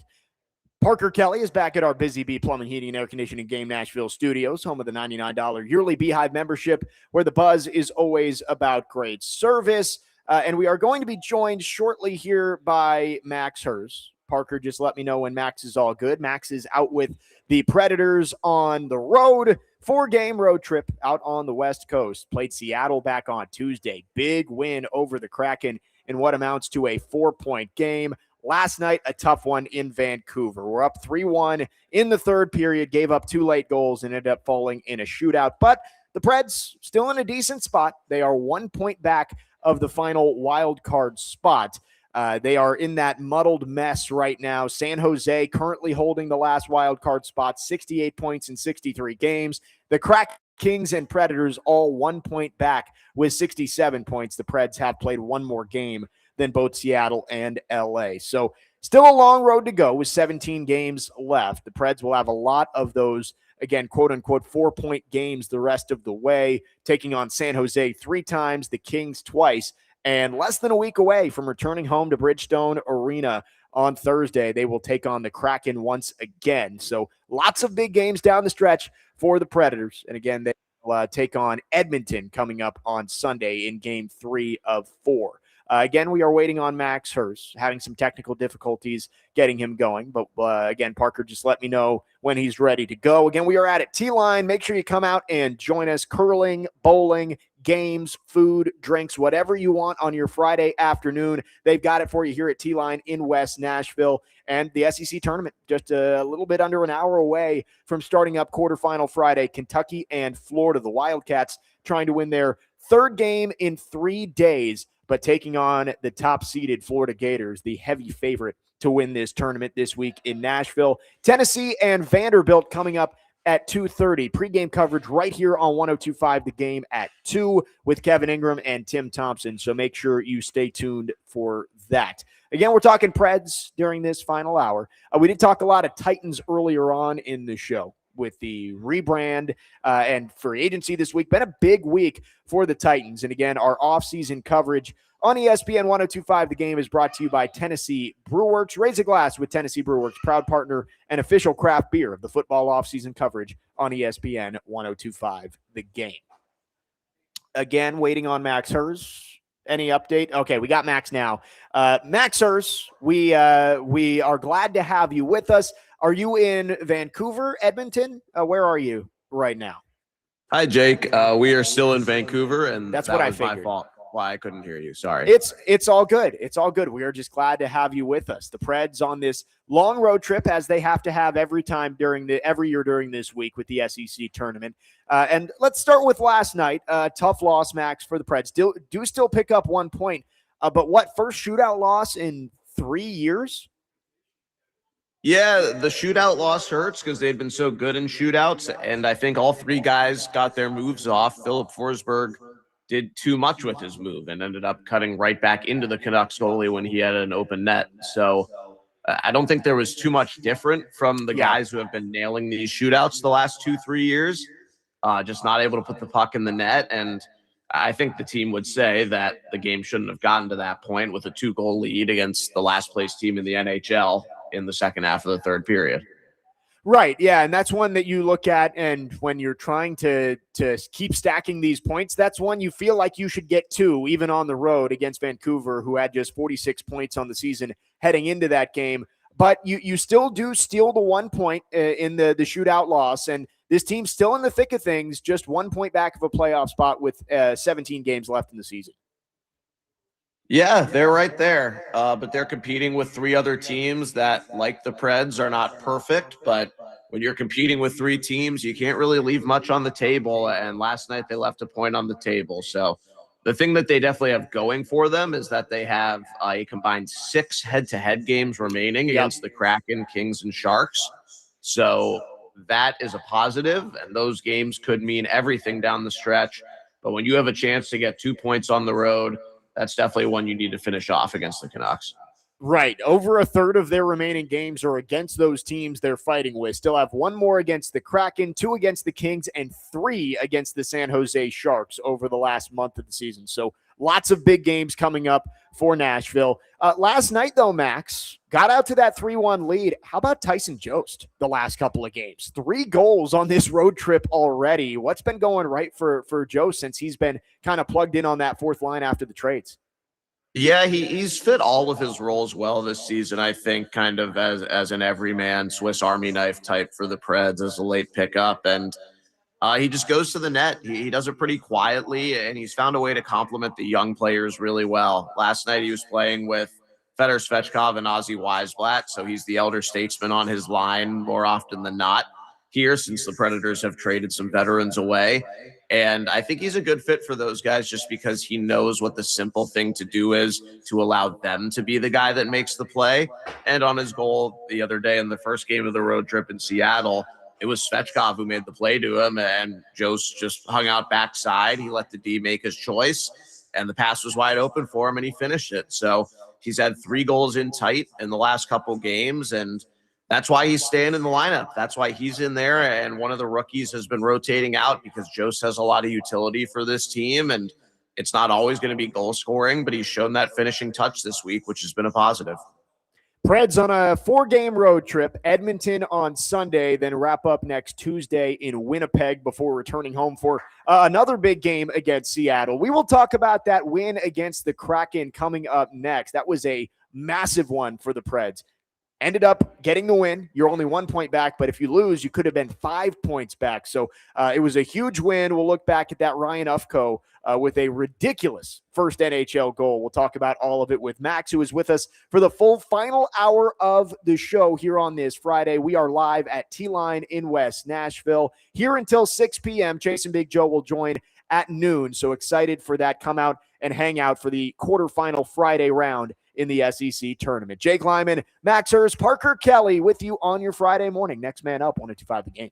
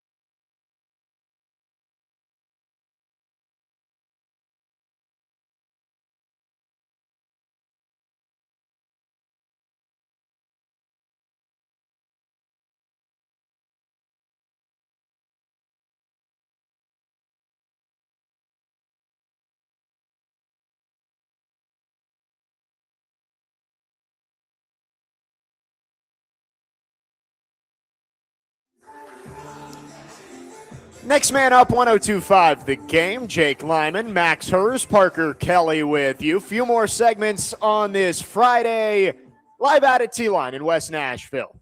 Third and final SEC men's basketball tournament watch party. Kentucky and Florida, just 45 minutes away to start off day 3. Vanderbilt and Tennessee, in-state rivalry round 3, coming up at 2:30. 615-737-1025 is our phone number. If you have any questions for Max Herz on the Preds, get those in on our phone and text line, driven by WilsonCountyHyundai.com. Max talked about the loss last night in the shootout. Got the point, but obviously wish you would have been able to get 2. But a huge win on Tuesday in Seattle over the Kraken. And let's start with Ryan Ufko. His first NHL goal was, I don't know if there are words to describe it. He looked like Philip Forsberg out there making moves and then going short side on the goalie. That was really special from Ryan Ufko. Yeah, I think it was 3 moves from Ufko right off a face-off win coming down from the point. He had a little bit of help from Ryan O'Reilly, who tied up the defenseman and gave him some space. So he beat the forward up high, then just crept on down, pulled off another move to get to the net, and then had the goalie Joey Decord one-on-one, and he just put Decord's brain in a pretzel. Like, Decord didn't really even end up doing anything other than just flopping down. I think he probably should have poke-checked him. He couldn't even get himself to do that because Ufko was just going back and forth, working the hips, and ended up tucking it into the net for a pretty easy-looking highlight reel goal. And that's why Ryan Ufko's in the NHL, and that's why he's getting these final 20 games to hopefully kickstart a career here, the Preds hope. And it's moments like that give you a lot of hope for a prospect like that who has proven pretty much everything he needs to in the AHL and now needs to show that he's an NHL caliber defenseman. And so far through these first 4 games over the last week, he's very much looked the part, with the goal being at the top of the list. But I think everything else has fallen in line too. Yeah, and that's one of the things that we discussed last week, Max, around the trade deadline was you have to replace these guys that you moved away who were on expiring contracts. You're doing that with these young players who you hope can be upgrades with the talent that they have. I think so far it's been a pretty smashing success from those guys. Ufko, Matt Wood scored again last night. I think you really have to like what you're seeing from the young guys as they've come back up from Milwaukee. Yeah, Wood has 4 goals in 4 games as a center. I think that's the most important thing, because if he can be an NHL center, which over the last week, same as Ufko, right, he's shown in a short sample size that he can do that. If Wood can be a center, then that changes a lot of pieces of your franchise outlook going forward. So I think that's been an amazing development. In the last 2 games, he's been the 3rd line center after some changes early in the game in Seattle, playing with Zach LaRue and Reed Schaefer, and they've shown a ton of chemistry for 3 guys who have 70 games or fewer of NHL experience. So that's a real positive. I think all 3 of those guys have been good. I've really liked Schaefer's game over the 3 games he's played since getting recalled last week, and I think LaRue is getting to his game. I think he knows what he needs to do, and I think he has his moments where he can be the guy who goes and brings momentum and energy back to the Preds when they need it. Yeah, and you make a good point about Matt Wood. If he can be a center, that changes a whole lot about what the Preds look like in the long term for the future. The question has been, how do you get more young, talented centers? And I don't think Matt Wood was really included in that conversation. But with the way he's played, not saying Matt Wood is going to be your 1C superstar type of guy, but it definitely gives you a really young, promising piece at center that maybe you didn't feel like you had before. Yeah, it's in play. It's interesting. I talked to him about it a little bit, that I don't want to say he got written off as a center, but just because of some aspects of his development and his age, he was never thought of as a center by the NHL official scouting listings. And when he was drafted, he was announced as a winger. So when the Preds drafted him, he had just finished an underage season of college hockey. He was 17 for most of his freshman year at UConn. And because he was so young, he was the youngest player in Division I men's hockey. He didn't really play any center that year. So he was drafted as a winger. We asked him when he got drafted, which one are you? And he very politely said that he had played wing that year. And the next year he played a little bit of center for UConn. Then he goes to Minnesota, who's loaded and only played right wing. But before college, he had always been a center. And he'd always been one of the best players on his team. So he gets right back to that pretty quick. Faceoffs have not been a liability. And when he's on the puck, he looks the part, moving zones, bringing the puck up ice, keeping possession for the Preds, extending plays and distributing. So I think he's shown you everything he could possibly need to show you over the first 4 games here, that he has NHL center abilities in him. We'll see what it looks like the rest of the year. It's still a small sample size. I don't really have any doubts about it, but you need to see it for a longer period of time to find out how real it is. But it's clear that Wood is going to continue to get that look at center, which it was never a sure thing that he was going to get in the NHL. And it's come here pretty quickly and gone well.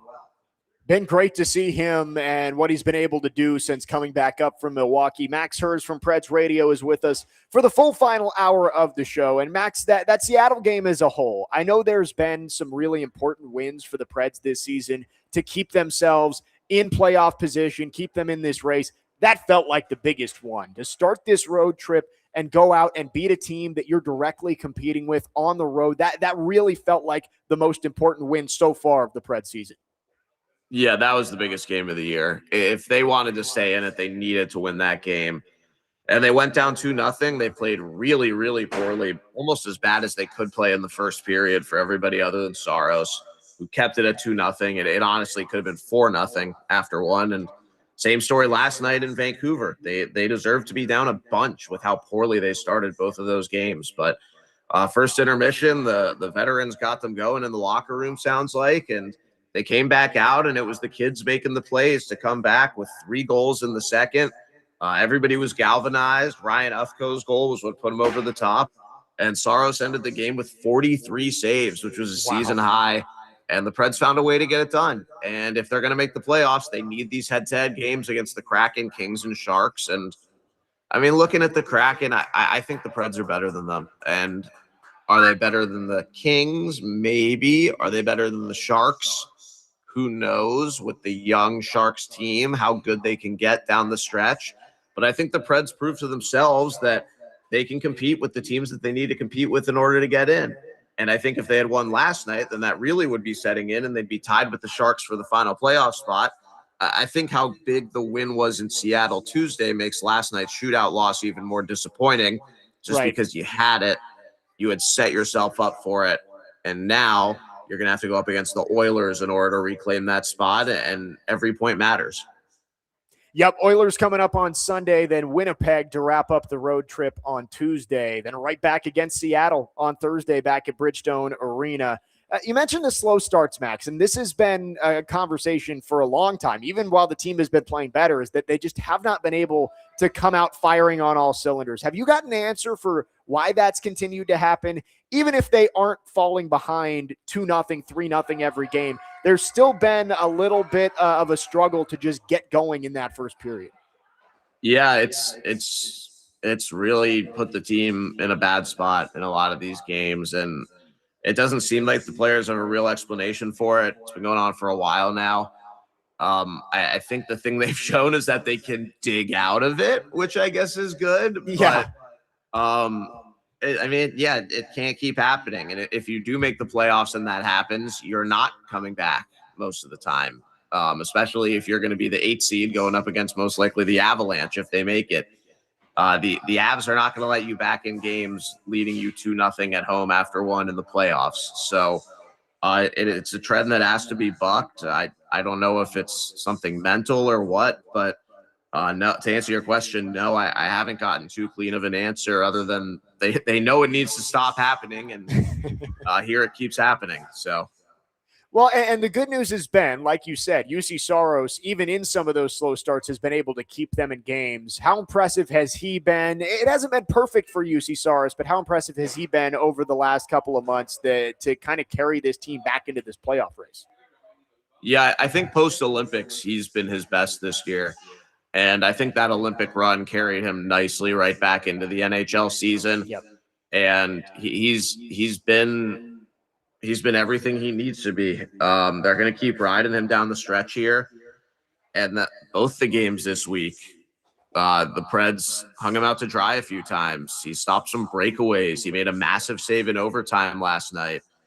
And I just think he's done everything that he possibly can in the 2 games this week. And He deserved 2 wins for it, that's for sure. He only gave up 1 goal in the shootout. He kept tons of grade A chances off the board. He's been awesome positionally. His rebound control has been exceptional. He's made highlight reel saves. He's made clean saves. I think he's been pretty good playing the puck. Only 1 or 2 mistakes that I can think of. So yeah, I think Saros is on top of his game, and I don't want to think about what the scores of these games would have been if he wasn't on top of his game, because they really have given up a lot of chances, and just as he's supposed to do, he's kept the team in it, and it's never automatic, but it's exactly what they need. Max Herz from Preds Radio with us for the full final hour of the show on this Friday. Preds on the road this week, win against Seattle on Tuesday, a shootout loss last night in Vancouver. They are on their way to Edmonton for the weekend to take on the Oilers in Game 3 of 4 on this West Coast swing. 615-737-1025. That's the phone number. If you have any questions for Max, you can text or call. Our phone line's driven by WilsonCountyHyundai.com. Again, I am at T-Line today in West Nashville. The SEC men's basketball tournament rolling along into the quarterfinals today. We are 30 minutes away from tip-off of Game 1. Florida and Kentucky, Tennessee and Vanderbilt coming up at 2:30. We've got more with Max on the other side. Jake Lyman, Max Herz, Parker Kelly, next man up. You're on 102.5 The Game.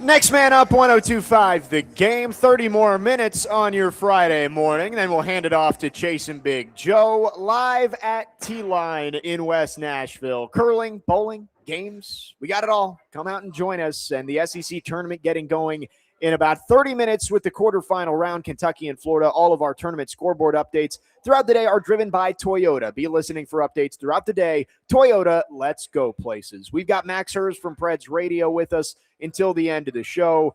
Max, the trade deadline came and went on Friday, and the Preds stuck with those 4 moves that we talked about last week. McCarron, Smith, Blankenberg, and Bunting all traded away for picks. A lot of questions about why Eric Holla wasn't traded. Wanted to get your thoughts there on keeping Holla around, an expiring contract, who clearly would have had value somewhere else if the Preds were to have moved him.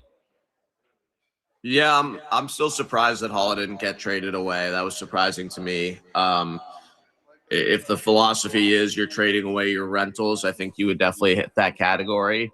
But Barry Trotz made it clear he wanted to keep him to keep their top 6 intact. And with what they've got for the rest of the season, pushing for the playoff spot, they do have a true top 6 with their veteran players. If you include Luke Evangelista as a veteran, which he's quickly becoming, their top 6 is their proven producers. And without Holla, they would definitely be shorter down the middle. Tyson Jost would have been playing center. So I certainly empathize with Trotz's explanation. That's why I decided to keep it. We don't know what the best offer was for Holla. I imagine if they had been offered a first-round pick, they would have made the trade, and that the offer didn't get to the valuation they had on the player. But yeah, I'm surprised that Holla didn't get traded. I think he's happy to not be traded, obviously. So I think it's good for the player. But they opened up the spots that had players ready to come into them. They opened up spots for Ufko, Schaefer, LaRue, and Svechkov. And I think that's the strategy, and I think it's paid off well so far. So maybe not fully selling, I think, has kept the Preds more competitive, obviously. And I think also it leaves some room for the incoming GM, presumably this summer, if the hire happens on the calendar the Preds are hoping for, to start to make their own big decisions rather than Barry Trotz making as many decisions as possible before somebody comes in. Yeah, and that's a good thought there. What do you think Barry Trotz and his decision-making looks like over the next few months? You got through the trade deadline, and the ownership and everybody said this is Barry Trotz's decision at the deadline. But now as you move forward, what do you see Barry Trotz doing? Like, could you see him extending some players as you head into a new regime with his successor going to be named, you would expect in the next few months? I think if the hire is made by this offseason, I don't think there's much that Trotz wants to do. I think he would leave it for the successor, and he'll be abreast of the timeline as the Preds get going.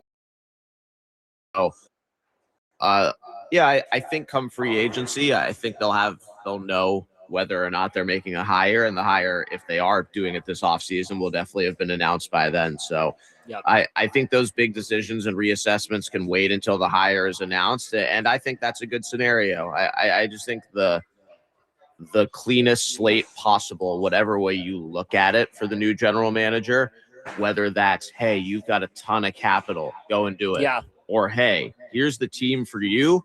This team has been playing together. The big decisions are still there to be made. Have at it. So I think whether they kept everybody or kept nobody, I think it still provides a clean slate for the new GM to make decisions. And I think Barry Trotz was mindful of that. Yeah, 100%. And with Holla kind of marrying those last two questions together, keeping him, do you think that there's a chance that maybe he's around long-term now? He signed just a one-year deal, but he's clearly been a value add for the Predators this season. Do you think maybe there's a chance they try and keep him around in Smashville? I think there's definitely a chance, and he would like the stability, I'm sure. So he the last 3 years he played for the Devils, the last 3 years for the Devils, and this is the last year of a contract that he signed with them. He's been on 7 NHL teams in 13 seasons. Wow. He was probably anticipating being traded again. So I think he would probably like to stay here another year or two. And you got to keep his age in mind. Next year will be his age 35 season. but he's playing really well and could be a solid holdover for the Preds as their second or third line center for next season until Brady Martin, Igor Surin get to the show and get fully established. And with Ryan O'Reilly, too, his name was thrown around during the trade deadline. Doesn't seem like anything got all that close with getting him moved. Do you think that means that, hey, he's a Predator for all of next year, too? Or do you think maybe there's a chance they reassess during the offseason? I think the new GM will certainly be talking to O'Reilly about that, right. And the offers will come in over the summer, whether they're solicited or not, just because of his incredible value as a player. So I think that's one of the many conversations that has to happen once the new GM comes in. And it has to happen with every established veteran player on the team of, hey, we see value in you. Other teams want you. We're going to start doing this, whatever direction the GM decides to go in. What do you think? And I think Barry Trotz has already had that conversation with every player who would be a part of it. But when there are fresh eyes on it, it's a different conversation with maybe a little more urgency. 615-737-1025 is our phone number. Again, if you have any questions for Max Herz, make sure you get those in on our phone and text line driven by WilsonCountyHyundai.com.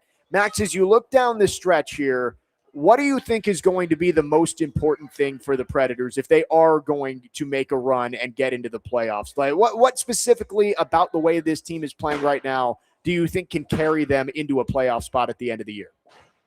Well, I think the mix of skill and youth would be the thing that positively, I think, can get them there because it's blended together so well so far. All of the vets have still had their moments. O'Reilly, Forsberg, Stamkos have all been impressive and done what they need to do. And at the bottom of the lineup, the young guys have been producing as well. So I think up front, they actually have a good mix right now, and trading away the entire third line for assets to open up spots for young guys and more ice time for them and more opportunity for them has played out, I think, as well as possible over the first week and the last 4 games from the Predators' perspective. I think the thing that they need to be better at is puck management and just everything on the back end. I think they've let some things go defensively this week that have been disappointing, which it's been an interesting situation because since they traded Nick Blankenberg away, they've been pretty fluid with the D pairs. They don't want Ryan Ufko and Justin Barron to be a true pair on the back end as two offensive guys. So they've been mixing and matching those guys with Yossi, Shea, Perbix, and Haig. So it's created a unique situation on D where the pairs are not as consistent. And because of that, I think they've given up some chances. But some of that, like I said, has been puck management as well. Giveaways in bad areas, odd man rushes the other way.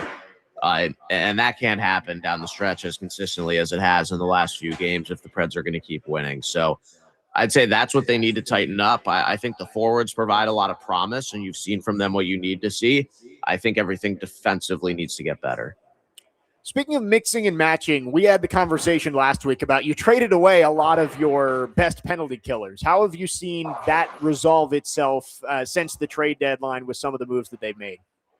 I think it's been fine. They've also barely killed in the last 2 games. I guess that's a good point. Yeah. Like last night, the Preds were shorthanded for 14 seconds. So that you can find bodies to cover.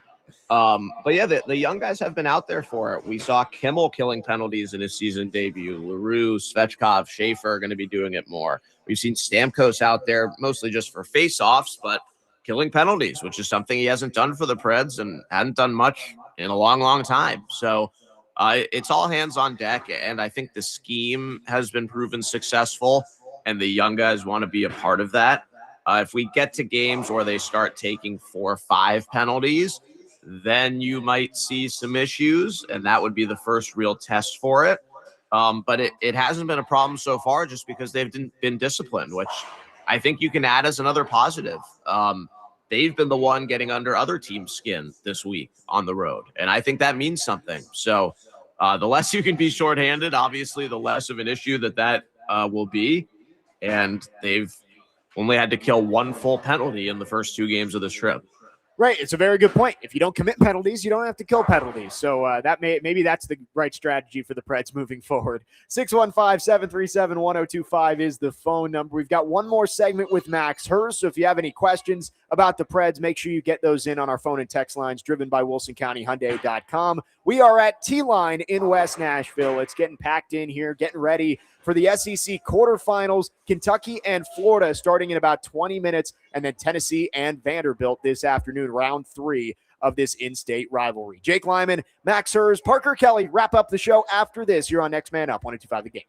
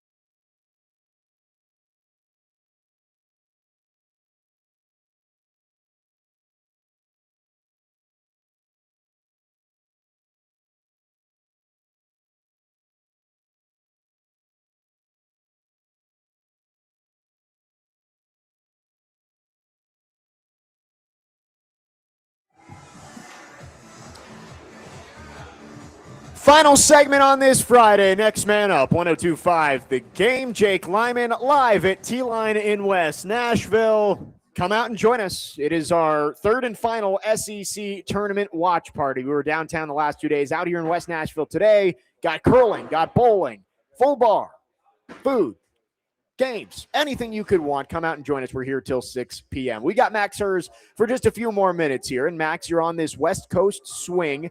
Edmonton next on Sunday, and then Winnipeg as you make your way back east through Canada. What's going to be important in these last two games? Edmonton, of course, has been the Achilles heel for the Preds the last couple of years, although did get a win last time they played them here in Nashville. Yeah, the Oilers are interesting right now. They made a really weird trade earlier this season to try and solve their never-ending goaltending woes, and they ended up making it worse and taking on a big contract. And Tristan Jarry has not been good as their goalie. So this is our first time we're going to see them. If Jarry plays, it's going to be the first time we see Jarry. We saw them right after the trade. Jarry had gotten injured shortly after the trade, but they're fighting for it. There's a chance that they miss the playoffs. They're currently third in their division. They're 3 points away from the division lead, which is the Ducks, and by far the lowest point division in the NHL. Yeah. But also, they could get caught from behind by the Sharks and the Kraken and fall out of it, either into the wild card or fall out of it entirely. So it's who knows what they're going to look like. They always look great against the Preds, and it is, I regret to inform you, Sunday, it is Leon Draisaitl bobblehead day. Oh, no. So that does not bode well for the Pred killer. Yeah, that is not ideal on Sunday. Leon Draisaitl, it feels like a foregone conclusion he's going to score. Let's just hope it's only one for Leon Draisaitl. I feel like that's something we can wish for here. But you're right. The Pacific Division, Anaheim in first, but they're 8 points away from being out of the playoffs completely. So Edmonton right in the thick of things there. You look ahead, Winnipeg, another team below the Preds in the standings. That's one you hope you can win on the road. And then coming back next Thursday, we just talked about how the game on Tuesday at Seattle may have been the biggest game of the year. I think there's going to be a lot of those down the stretch here for the Preds. Every game might be the biggest game of the year, and Seattle, looking ahead to that return home to Bridgestone Arena, is going to be crucial for the Predators' playoff hopes coming up in just a couple of days.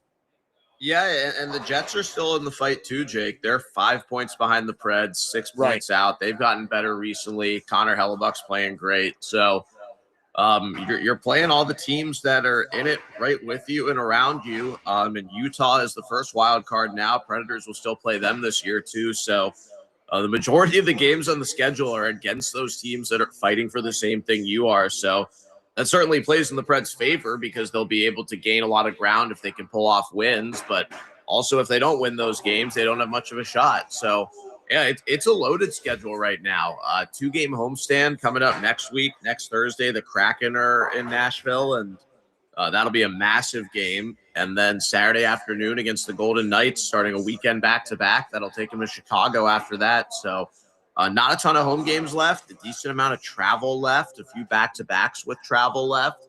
So it's not an easy schedule for sure, but it's the type of schedule that if you're up for a challenge, has been laid out the right way for you and for the Preds to really make some noise and push for the playoffs. All right, Max, before we let you go, obviously we talk about ice hockey, but we got curling here at T-Line. Connor and I are going to give it a shot after we get off the air. Have you ever curled before? I did it once. I actually have not been to T-Line, which I would love to. I remember thinking it wasn't that hard, but maybe I'm misremembering. Yeah, I mean, we watched somebody go through it, and I'm like, it doesn't look all that complicated, but Connor and I are both worried we're going to fall. So we're going to give it our best shot. I was hoping maybe you had some tips as our resident ice sports expert, but we will see how it goes. What are you thinking, too, for Vandy, Tennessee here in the SEC tournament coming up in a couple hours? So Willie and I are trying to figure out if we're going to be able to watch this game in Canada. Willie has done some channel surfing and was very unsuccessful finding conference tournament games earlier in the week. Yeah, I think since today the games are on ESPN instead of the SEC network. I think that may get it for us up here. But we're usually up here during college football season. and they do a pretty good job of putting every big college football game on Canadian TV.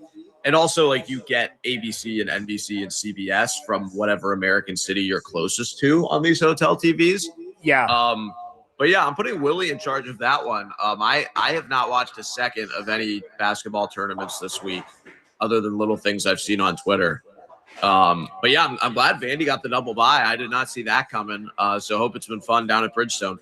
Yes, excited for that game today in Kentucky and Florida coming up. I guess it makes sense Canada doesn't have the SEC network. No SEC championships for Canada. Tough for them. But also, Canada and the U.S. in the World Baseball Classic tonight. You are in enemy territory. So go America tonight as they try and advance. That's tonight? That is tonight. It is 7 o'clock Central Time, I believe. So look forward to that. Max, always great having you on. Good luck the rest of the week out there in Canada. And we will talk to you next week back here in Nashville.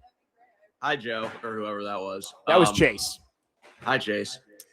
Just to be clear, that is an elimination game tonight in the World Baseball Classic. It is. I'm not making any mistakes here on the air. Yes, elimination game. Winner likely gets Japan in the semifinals. Okay. I will. I might join a Canadian watch party. There you go. You're behind enemy lines. Max, thanks for the time. Talk to you next week. Thanks, guys. That'll do it for us here live from T-Line. We have to get out of here. Chase and Big Joe are coming up at the top of the hour. Connor and I are going to try our luck at curling coming up. Yeah, Chase and Big Joe are on at noon. I got the out time. I'm going to hit it. That'll do it for us. Been fun. Thanks to T-Line for taking care of us today. Big day of college basketball coming up. Make sure you keep it tuned right here on 102.5 The Game. Let's go curling.